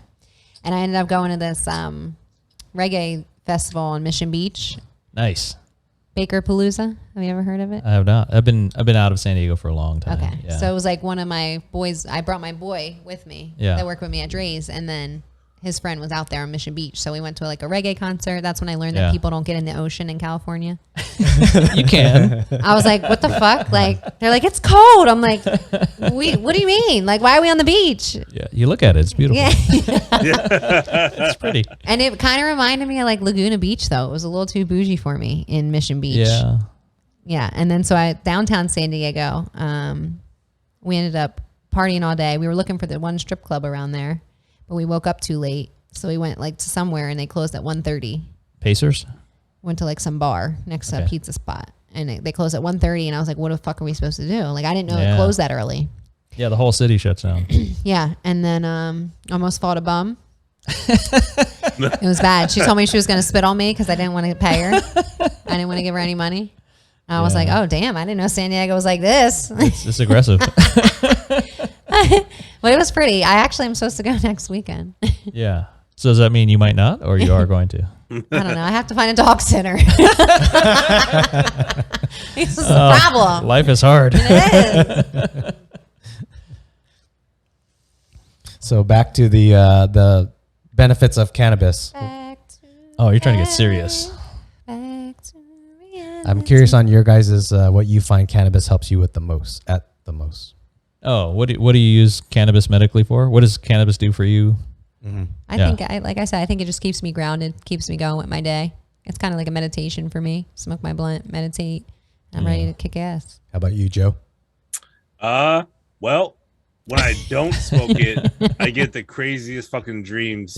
I have lucid dreams. Oh, and yeah. That's what happened when I so- stopped smoking. it Really? That's because starts you have a fucking with me. dependency on it. Like, you Yeah. know how people say it's an addiction? It's not an addiction, but it's Yeah. definitely a dependency. Because Yeah. if you do something every single day and then you take it out, it's like sugar or like anything. Well, it's a big chemical Yeah. change Carbs, in your body. you know what I mean? Like, it's gonna fuck you up. I was fucked up when I stopped smoking. Like, I was having, Yeah, I me thought too. I was like seeing people. Yeah. I was staying at the Link here. Oh, cool. I came twice by That's the myself to look pyramid at rentals. building, right? No, that's the Oh, Ferris that's wheel. Luxor. Fuck. Never mind. that's The word, Luxor, this yeah. giant Ferris wheel. But I was like seeing people in my fucking hotel room. Like I was having like lucid dreams. It was scary. And This is just from stop. just from stop smoking weed. Yeah. Wow. And that's If you- when I if you- realized if I was you like, smoke damn, I am long enough, dependent on this shit. you Because that was the literally first can't time I stop. stopped smoking like almost my whole life. And I smoked since I was like 13. Yeah. Yep. So you figure 15 something years of smoking and then you just stop. Like what happens to your body? I couldn't fucking, I remember I tried to go out drinking because I was like, maybe I can cover it up with alcohol. That made me even worse. Like I was so sick. It was like a withdrawal, really. Crazy. I'm surprised you say your circle of friends is small because you've worked a couple of places in the industry. I would think you'd be super popular. Well, people love me, but I'm saying like for me to call you my friend or my family, that's a lot because I don't have family really that I talk to. So my friends were always my family. Yeah. And I had a lot of people that I let into my life throughout that had to weed themselves out or we were toxic together and like they were just at that point in my life. But I think I gotten to the point now where it's just like everyone around me is amazing and I love them. And That's I'm good, so yeah. grateful for them because they have families and it allows me to see love and how like, You know what I Yeah. mean? Because now I see that around me because they have that with their families. You know, Yeah. does that make sense? Yeah. You're learning how other people do it. Yeah. For Nice. both, It's cool. for both you guys. I miss them though, because now it's like, you're fucking married, you got kids, you can't do shit. You know, I'm like, I have some friends like that. Where, you made a big mistake. What are you doing? You can go with them to the pumpkin patch with the kids. where did I go the other day? Oh, a baseball game. I was like, I do not belong here. I was like, I just cannot wait to smoke this blunt. And her kid was so angry because like he just hit a home run, but then like he couldn't pitch, so he was like pissed off. And I was like, "Fuck you, little kid." I'm like, "You should be fucking happy. We just all cheered for you." And that's when I was like, "Okay, Annie, and you gotta go smoke." So anger management apparently is a big part of the equation here. Well, I would say it's more love than anger management. That's how I describe it. So meaning, Angie and Joe, do you guys feel that you love people more, or your family, your friends, you appreciate them more after you smoke? No, fuck no, I don't. After I smoke, Seriously? What? Wait, yeah. Where is the love? So you don't appreciate your friends, you don't love them more after you smoke? No. Really? it's not like when you're drunk and you're like, "I love you, man." Yeah, That's, no. well, Yeah. for me, when I smoke, that's how I am. Ben. Dude, I've also over the years adjusted. Like I only smoke like in the evening now, like 1 or 2 bowls, baby. You already look high as shit. I know. And that's after like 1 bowl, 1.5 bowls. You know. It's a powerful shit. Well, I mean, the shit we get out here is approaching 30%. So, good lord. But just in general, like I use it as a relaxing agent, and like it makes me feel better physically, mentally, all of that. Yeah. All right. So, Angela, does it make you love people more? I don't think so. I think it just makes me. That's interesting. Ecstasy, that's what you need. YouTube audience, leave a comment. Does marijuana make you feel more lovey-dovey with your friends, people you're close to, or even if you're smoking alone at night, do you think of No, saying that's depressing. Really? Yeah, alone in the dark. No. If you're okay. smoking and then you're going to go to sleep. Oh, okay. Sorry. I don't know. Oh, Yeah, I never got like more. I don't think I get more lovey. I think I'm just. More appreciative at all? I think I'm always appreciative now, but I think I'm just more like easy to be around. Like, and like I'm just like, I'm high, I'm chilling, like everything's cool. Cause now I learned to like let go. That's my biggest thing I learned this year for me was letting go. I might get out of this without getting punched in the face. You know? Do we have more weed? Yo, that's what my ex used to do. You're not going to avoid that. No. My ex used to try to like smoke with me before, like when we were arguing, he would literally roll a blunt and then he would try and get me to smoke before we talked about the argument, because he knew once I smoked, I was like, yeah, I don't even remember what we argued about. Nice. So I would be intentional and be like, I'm not smoking until we figure this shit out. Cause like that's a dope tactic against someone you know you're going to lose to. Just be like, all right, well, hold on. Right. Let's just do this after we take these drugs. But once you mix like too much alcohol, like I had this, it was like a fucking 9-hour fucking day of drinking. Yeah. You know, like a Sunday fun day into dinner type shit. And it was just bad. And at the end I was just arguing with people. And I was like, this is what happens when you give me alcohol for 9 hours. But if I smoke for 9 hours, if I smoke for 9 hours, I'll be fine. So, but it's crazy because alcohol is literally poured to the masses, right? So if you think about it, it's legal, it's on every street corner, and it's also a depressant, alcohol in general. But I love alcohol, drank my whole life, don't care, gonna drink forever. But it really is. It's a different kind of medicine. You know, it is. But to be honest, that's Lord. what it is. It's a depressant for your mental. And so once you learn these things, and then you learn that it's so normalized around the country, but then cannabis is so, oh my God, it's a drug. And no, it's because it's going to help so many people. So just everyone stay woke. That's all I can say. You know what's funny is over here on the southwest side of town, there was a Denny's, and then I think COVID times knocked it out. And then I saw it's like a Liquor World now. Like they bought the building and now it's a Liquor World. And I go, oh man, there's a lot of Liquor Worlds around town. And then I thought, shoot, there's also a lot of Lee's discount liquors. There's a lot of Total Wine and spirits. I'm like, holy shit, there's all these independent ones. There's more ways to buy alcohol. There's definitely more Liquor Worlds than there are Denny's anymore. So then you start thinking, well, of each of these establishments, there's got to be enough people buying enough alcohol to keep the doors open. Yep. Like Well, America's just- COVID. yeah, just Everyone was fucking drinking. drinking. Yeah. Everyone was fucked up during COVID. Over here, we could just buy fucking booze in the grocery store. That's Yeah. fucked You up. can do that here. So can we? You know? Oh, okay, yeah. You pick up your In the gas Kellogg's station. and your You fucking can go in the vodka. gas station and get a Four Loko. Yeah. Oh my lord. Oh, I guess Four Locos not. Cranberry Well, lemonade was my shit. They will fuck you up pretty good. They will. It fuck will. up You pretty only good. need one. It's like, okay, are we gonna drink all night, No, or can I'm I just thinking have about one it. of these and be straight? Like you pregame one of those. I could you're good probably for the still do night. a Four Loko, even though I'm bougie. Pink. Yeah, I'm sorry, Liam. When I come out there, we'll have to. It's all I've been trying good. so So hard my not to. he I've called me been so Pink good. because my online game is Mr. Pink. Oh yeah. So my nickname is Pink with the. I thought he said Dink. That would have been different. I've only ever said his name literally like 4 times, and I've known this fuck for like 4 years now. And it's hard. It Homies. takes 100% of my brain capacity to not call him Pink. Anyway, Yeah. You can call him Mr. Pink. It's fine. whenever I come out there this January, we Yeah. should do I'll come there. We could do a podcast, Heck yeah. and we'll drink Four Loko on stream too. Yeah, I'm down. What's Four Loco? Oh, you'll find out. It's a fabulous canned beverage. It's crack. Not literally, but It's illegal in certain states. yeah, it is. Is it Can't really? bring that shit to Utah. Yeah, Yeah, Yeah, yeah. Oh, They'll put yeah. you in the Gallen. because the kids are having heart attacks and shit. Having that shit What? in Utah. Yeah, no. Oh, Wait, what's in this thing then? It's just a lot of shit. I don't know. Not meth. Energy drinks, alcohol? Yeah, energy Okay. drinks with alcohol. Okay. Basically. It's meant for poor people. Did you guys ever have a bang? Yes. Like, oh, did you ever drink a full bang? Oh Yes. yeah. How did you feel? I'm not as sensitive to that kind of stuff. So I almost died. yeah. I love them, but they actually cause an unrelated health condition for me. So I'm like, no go, no more bangs for me. Gives I you a love boner. You can't get your dick hard? them. No. The bangs were leading to me getting gout. Believe it or not, Oh, Damn. that's terrible. Yeah. Yeah. the king's disease. Although it Gout. wasn't very kingly at all. Yeah. Gout will discourage you from whatever is causing it, right? It's so painful. Is that? So I actually had gout like a year and a half ago, Yeah. and it happened to occur in a bone that's like the central support bone for your foot. So Yeah. it was the most painful experience of my life by far. Ooh. Oof. And the doctor told me the only 3 things. So kidney stones. Yeah.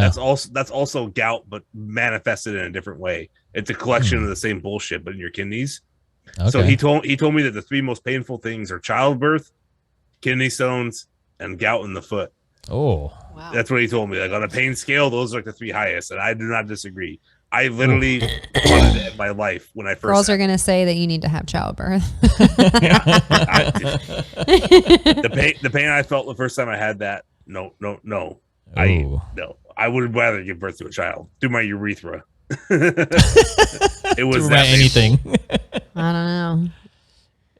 But this last time though, and I talked to the doctor about it because he's like, dude, those energy drinks are bad for you. And the first time I had it, I had been smashing those energy drinks like 2 or 3 a day, Yeah. and then I was doing that recently too, and not a good idea.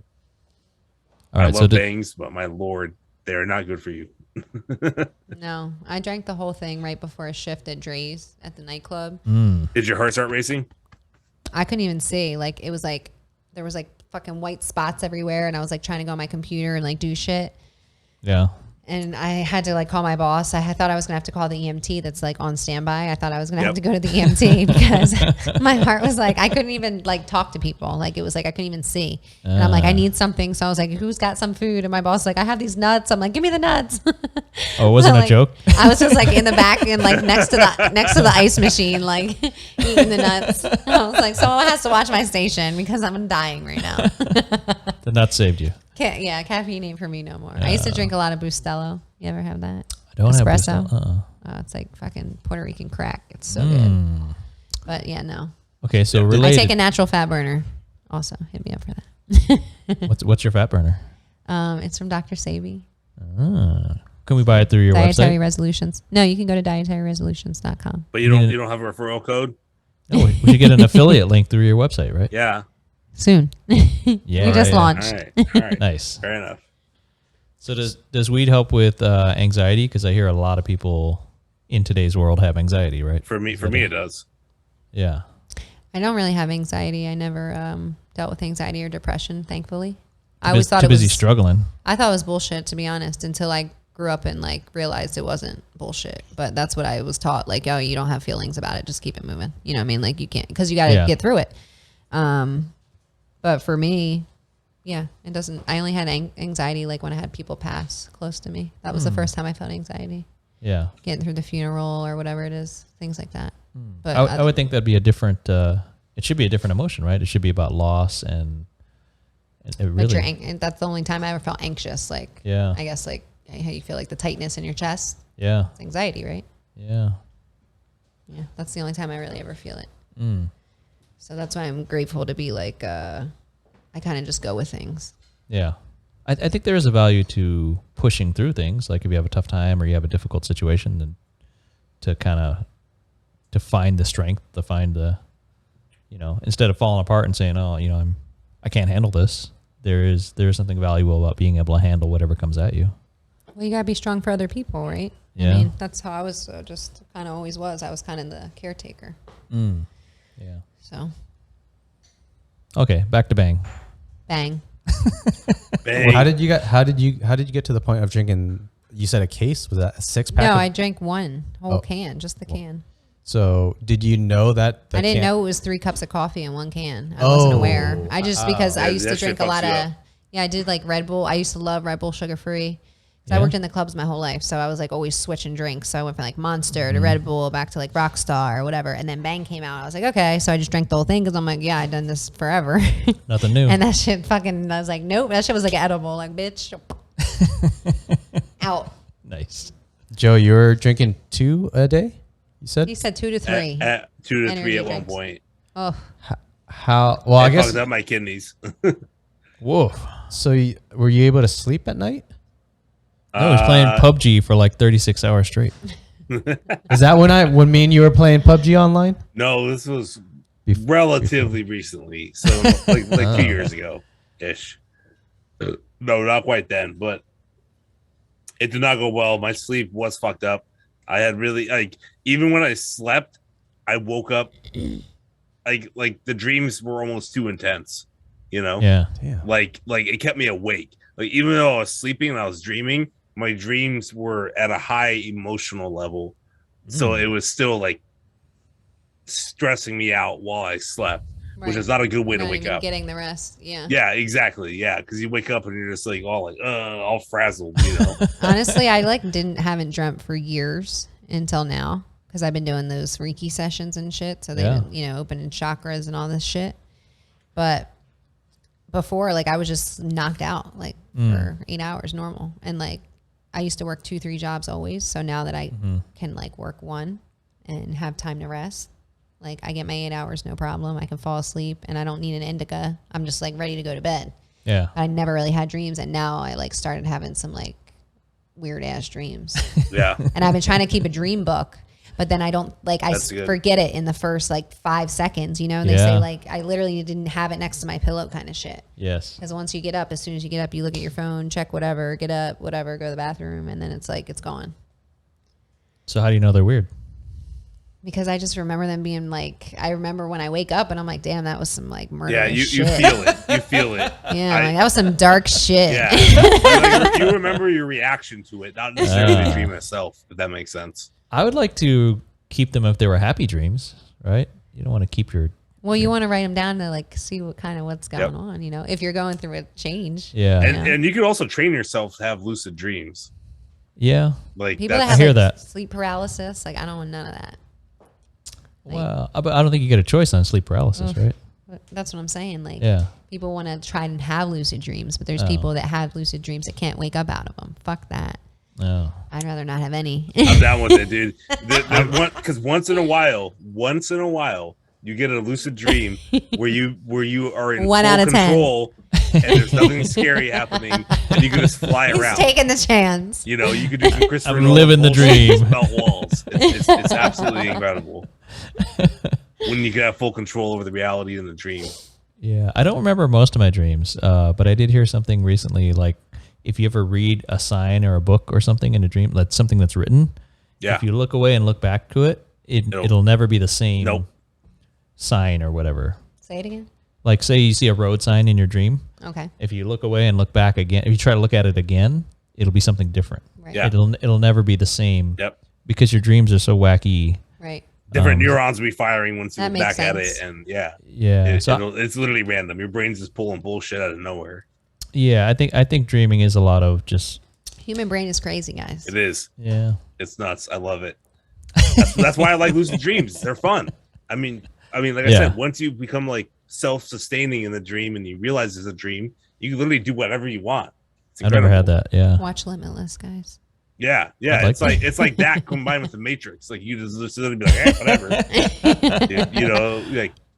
But now there's this stress where I got to make sure to make the maximum use of that. I can't get into the lucid dream and then go, oh shit, I can't think of anything good. What am I do? Fly around? What am I gonna do? Then What's the ultimate thing I can do? You boot up Call of Duty on a PlayStation 5. Like, all right, cool.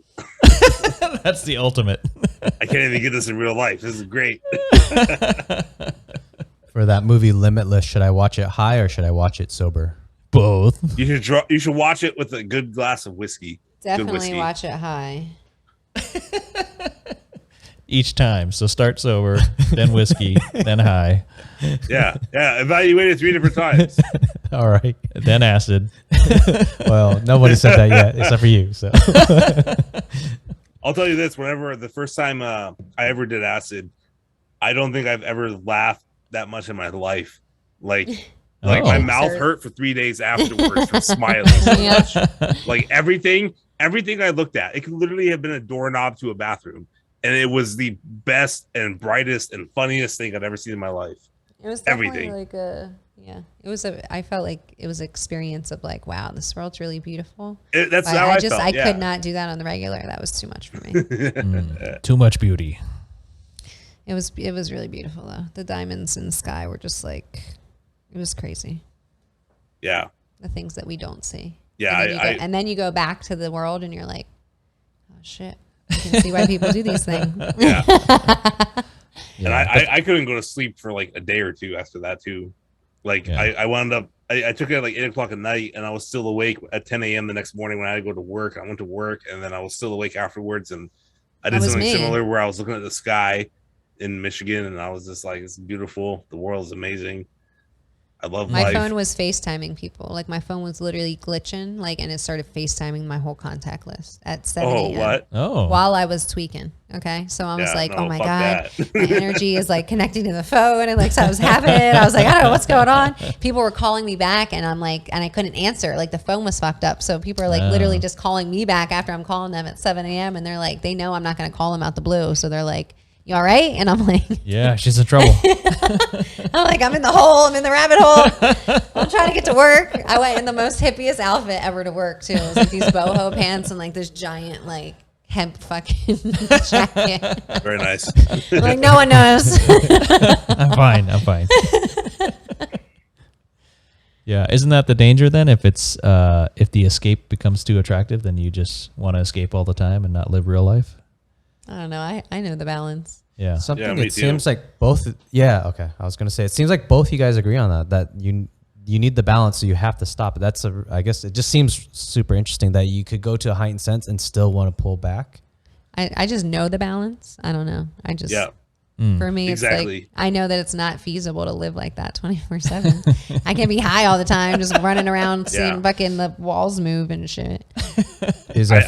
I know my body and I know my mind, more importantly, and I know what I can tolerate, what I can't, and you know. Yeah, I don't even like to microdose all the time. It's just like certain times. Yeah. Because I also feel like you have to be intentional with when you take things. You know what I mean? Like, why are you taking it? So for me, if I'm taking shrooms, like I'm going to take it for a reason. Maybe that day I feel like I need to manifest something, or maybe I need to focus on something more, or be grateful, or lay in my hammock and just read a book, or whatever it is. Like I'm going to be intentional. Yeah, it's hammock, huh?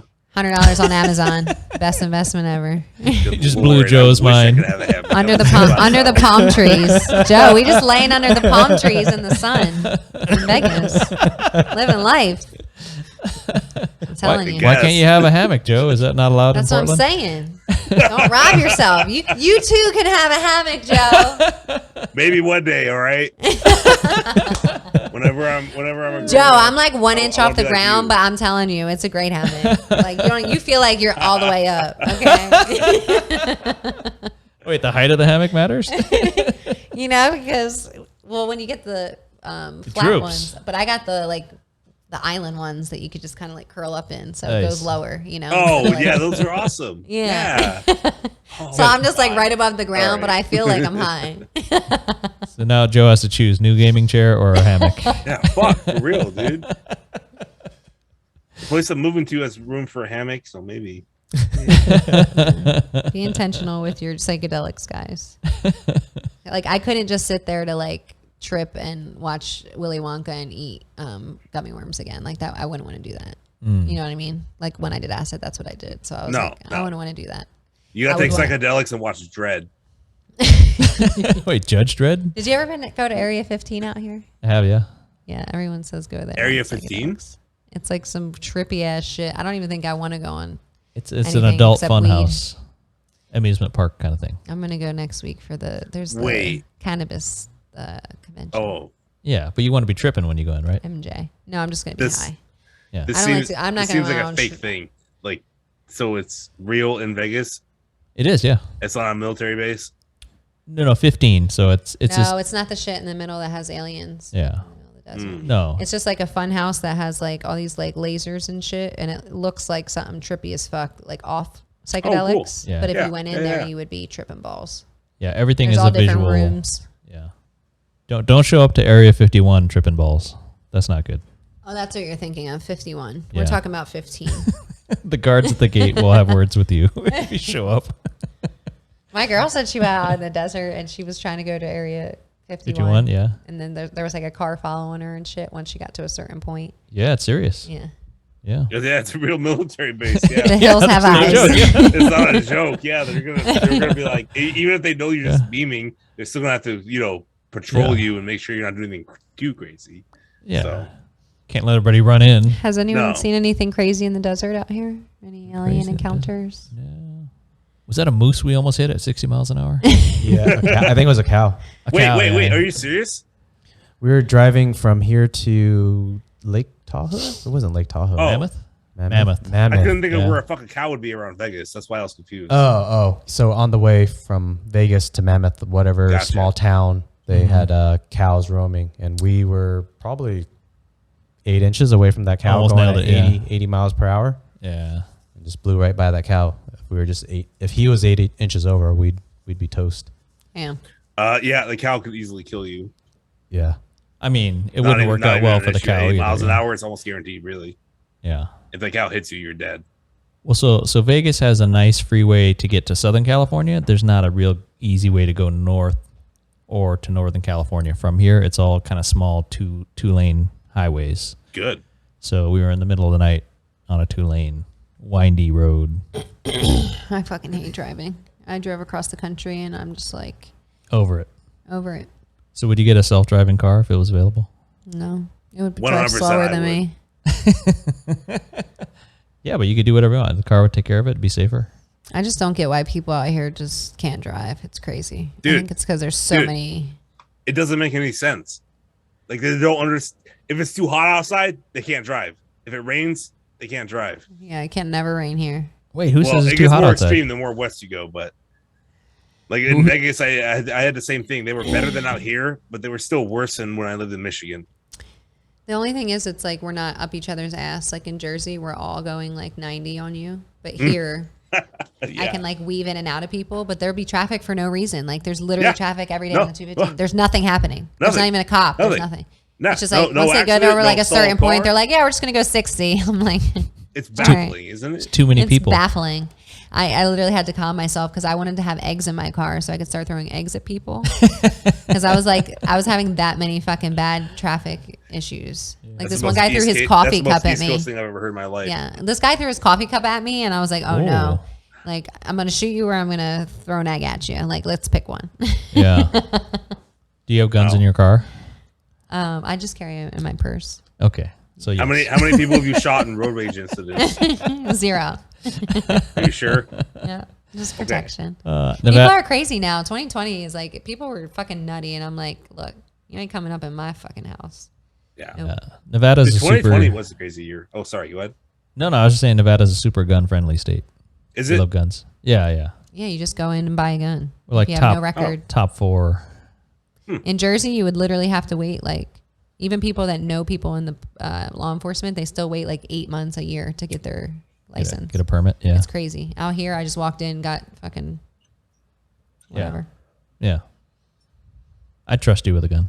It's just I don't think I've Yeah, ever no, seen a gun you- in Vegas. With my mouth, I need one.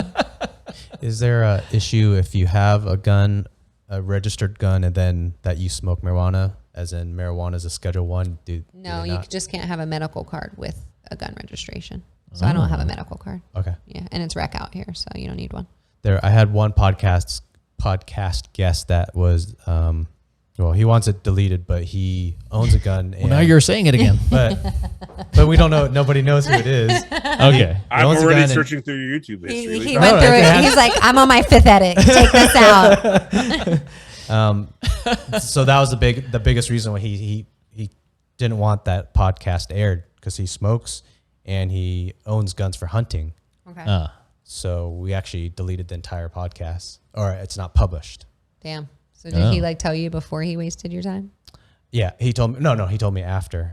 It's fine. I offered him a option to maybe we could blur his video and voice, and then see if he wants to do that. So I'm waiting for his response on that. Just get a clip of the best part of them. That seems like an Blurred. Just acceptable redo it. solution. Just redo it. I've redone a couple. When that was my own fault with like audio messing up. My mixer wasn't yeah. connected. Sometimes like one mic was on, one mic was off. Like it's just Yeah. been nutty. It's because you're the whole production. Right. So that's what I'm saying. I really could use someone on the production. Yeah, end, you but I'm need learning an things audio now. engineer. Yeah, Very I least. got friends now in the industry, so it's nice. So I'm gonna keep expanding. Cool. We're at 10 o'clock. Damn, you guys kept me. I told you I was like only an hour and a half because I'm like, how the fuck do you guys talk for 3.5 hours? Like, I have to do 10 things in 3.5 hours, but I'm happy you guys kept me here. Thank you. As long as it's interesting for you. As long as it's interesting for you. Yeah, I would have left already if I was. Fuck this shit. If we would have started fighting, I'd have been like, okay, I'm leaving. Let's judge your life. It's been real. Let's give you a hard time. No, we should do, part 2 if you want to come back. And then maybe in January, if Joe's here, then we'll... Yeah, I'll be in town. I'll have to figure out how to rig up 4+ mics. I don't know if any... hopefully at that time, we'll just do 4 people in the house. I travel light. I can just bring my mic and my little stand with me. Oh, well, I'll probably buy another one to keep all the audios easier for me to edit at the end. Oh, true. And also the lighting. I'll have to buy more lighting. But More. yeah. Really? He just wants to buy more We're good. stuff. No, Yeah. you saw when we did the 4-person interview with did I release? Oh, I haven't released the video. The video with Maria, Jose, and Norma. You sat back here.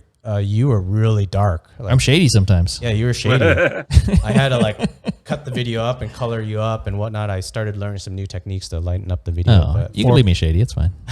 But 4 people for this lighting actually isn't enough. Actually, Yeah. Then somebody watching that for the first time would be like, "Who's that creepy guy in the back?"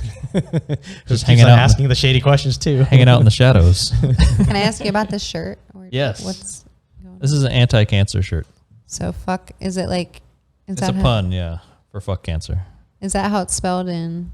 No, because it's a hockey thing. Oh, gotcha. Okay. It's the hockey pucks. Yeah. Okay, gotcha. So I get my blood tested because I have high iron in my blood, but it's actually at a cancer center, and it's depressing because everybody in there's got fucking cancer. So it's weird because I'll come in chipper and joshing with the staff and stuff because I see them every 6 months, and then I have to remember fuck, everybody's just dying of cancer. Like, this is depressing. So I have to. I don't know if it's okay to be happy in there. So it's a weird thing. But anyway. Yeah. No, I think it's good for everyone to see happiness. Yeah. So and then I like dark humor, so I like everything you just said as a fan. That's pretty fucking hilarious. I love somehow it. buying this I felt t-shirt. bad laughing at it, but Yes. Buying this t-shirt atones for my chipper attitude somehow. Yeah, I definitely lost people to cancer, so I think it's all the way Yeah. around. Fuck cancer. Yeah. Or it could That's be why you 100%. gotta- or if you're Filipino, this is how you would pronounce it. That'd be the other way. Fuck cancer. But now I'm making fun of That Filipinos. was kind of so. Antonio Banderas, like. Fuck the cancer.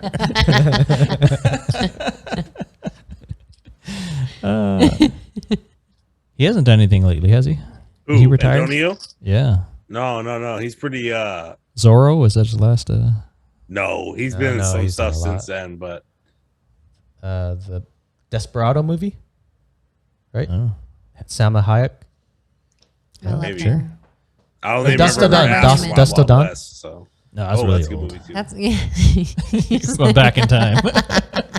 He's like the newest movie, 30 years ago. That was the best. That's because that was what Salma Hayek was like fucking known for. Was her in Dusk Till Dawn. Yeah. I just remember him in Shrek because he's the cat. Ah. He's Puss in Boots. Oh my god, he is. Yeah. I actually remember him mostly from Zorro. Yeah. I had the movie on VHS. Yeah. Are there Xena. Do you remember Xena, the warrior princess? Oh yeah. are there Lucy final Lawless. questions you have to nail? No, not. Or, I mean, it sometimes takes up to a half hour for the final questions. What, Are we on final? Okay, let's. I mean, you're welcome to hang out. No, let's go. I can keep looking at you. It's fine. You're easy on the eyes. You're just trying to delay getting hit. Yeah. It's not helping him.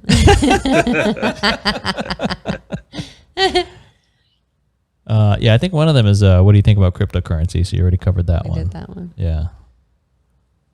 What great daily habits do you have? That's the first question. Ooh. Daily habits. So we're going to work out. We're going to meditate, whether it's like stretching, doing affirmations, yoga, some type of meditation. That's like things I have to do every day. Work out and meditate. Well, you For have- sure. Do you plan on showing the on your website you working out ever? Because your male subscribers may really like that. Yeah. I mean, I did lives of working out before on YouTube and stuff. How was the response on that? It was good. I mean, it's like YouTube's a different animal. You know what I mean? So Yeah. I feel like it depends. Plus workouts you have to kind of schedule. I like to do mine like really early, like 7 a.m. Oh. Yeah. Good like so Lord. no one's up here. No one's up like watching me at 7 a.m. You know what Can't I mean? be live. But it would go into the health and wellness section, definitely. Do you know the demographics of your viewers? Do you have an idea? Yeah, it's like men like 30 to 45, I think. How many Pretty female? much. Like 75% men. on Wait, Insta. why aren't younger guys into you? Are they doing other shit? They're on They're- Twitch? Yeah, they're watching They're on girls Twitch. twerk. Gotcha. have the They're mental doing capacity. the OnlyFans. Yeah.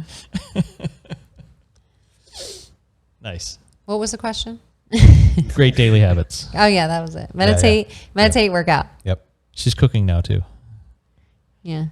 Uh, That's like not, if it's not daily, because like I love to go out to eat. Mm. I love to spend money on food. At least I got something out of it. I got drunk and I got good food. At least I didn't gamble it away. I was never a gambler. That's good. Next question. Next question is, what's the biggest problem for humans and what should we do to fix it?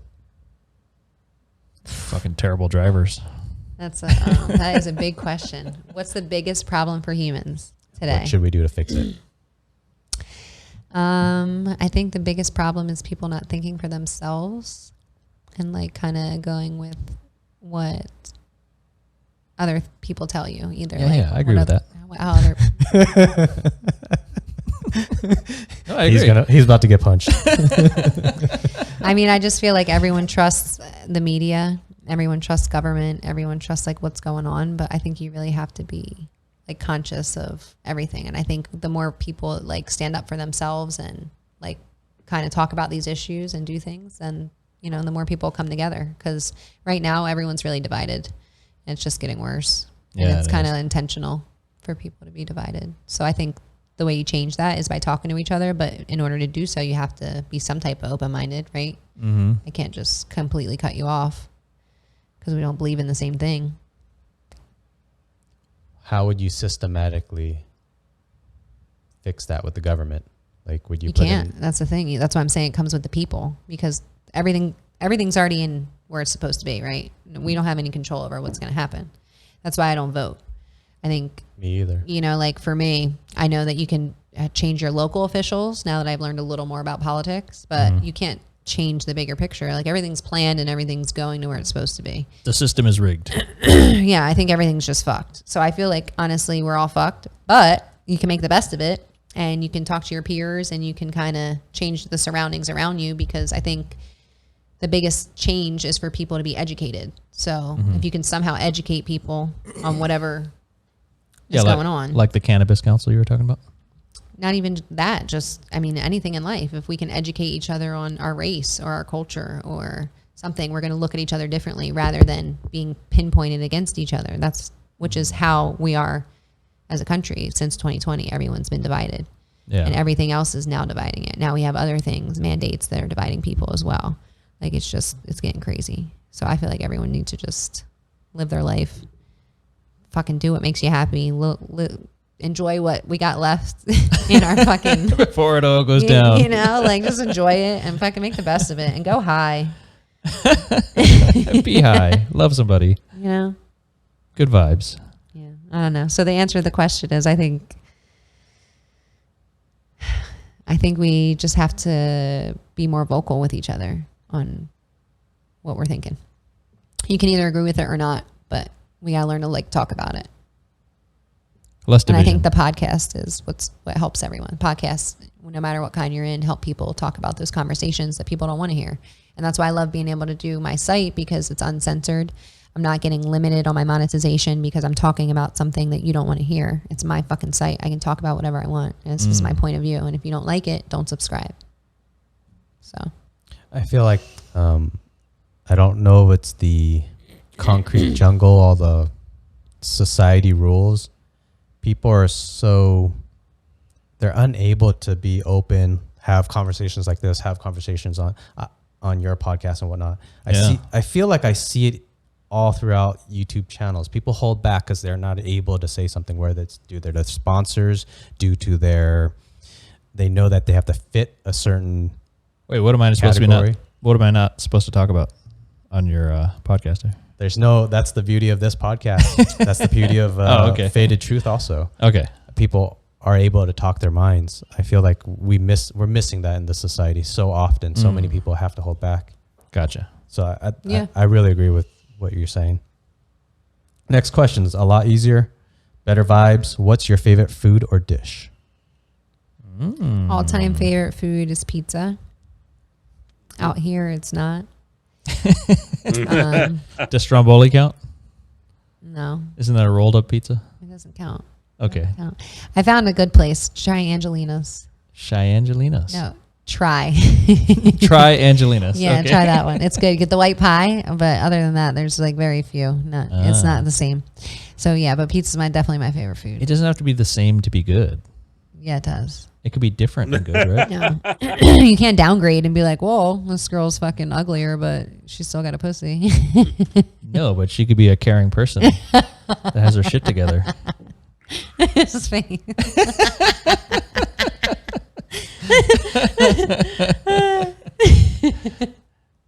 She could be a great chef.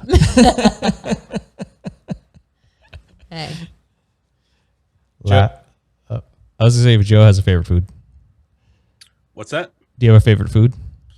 Oh, man, I'm a pizza? big fan of any kind of pasta. I love pastas. Pasta. Gotcha. Like there's not even like a specific one. Like Doesn't matter. Red spaghetti, sauce, white pesto, sauce. Alfredo. Doesn't I like matter. a good tortellini noodle. Yeah, tortellinis are good. I also like a very basic, just garlic butter pasta. Delicious, cheap, Penne. easy. Penne's my shit. Do you guys know how to make Alfredo sauce? Yeah, I use know. heavy cream. I'm making some shit with cream cheese. Heavy cream? Yeah, Is I use a little bit of cream cheese. I don't make a roux for Alfredo sauce. It's the only Is it sauce all- I don't make a roux for. Is it also butter and cheese? Yeah, butter, cheese, and heavy cream. That's it.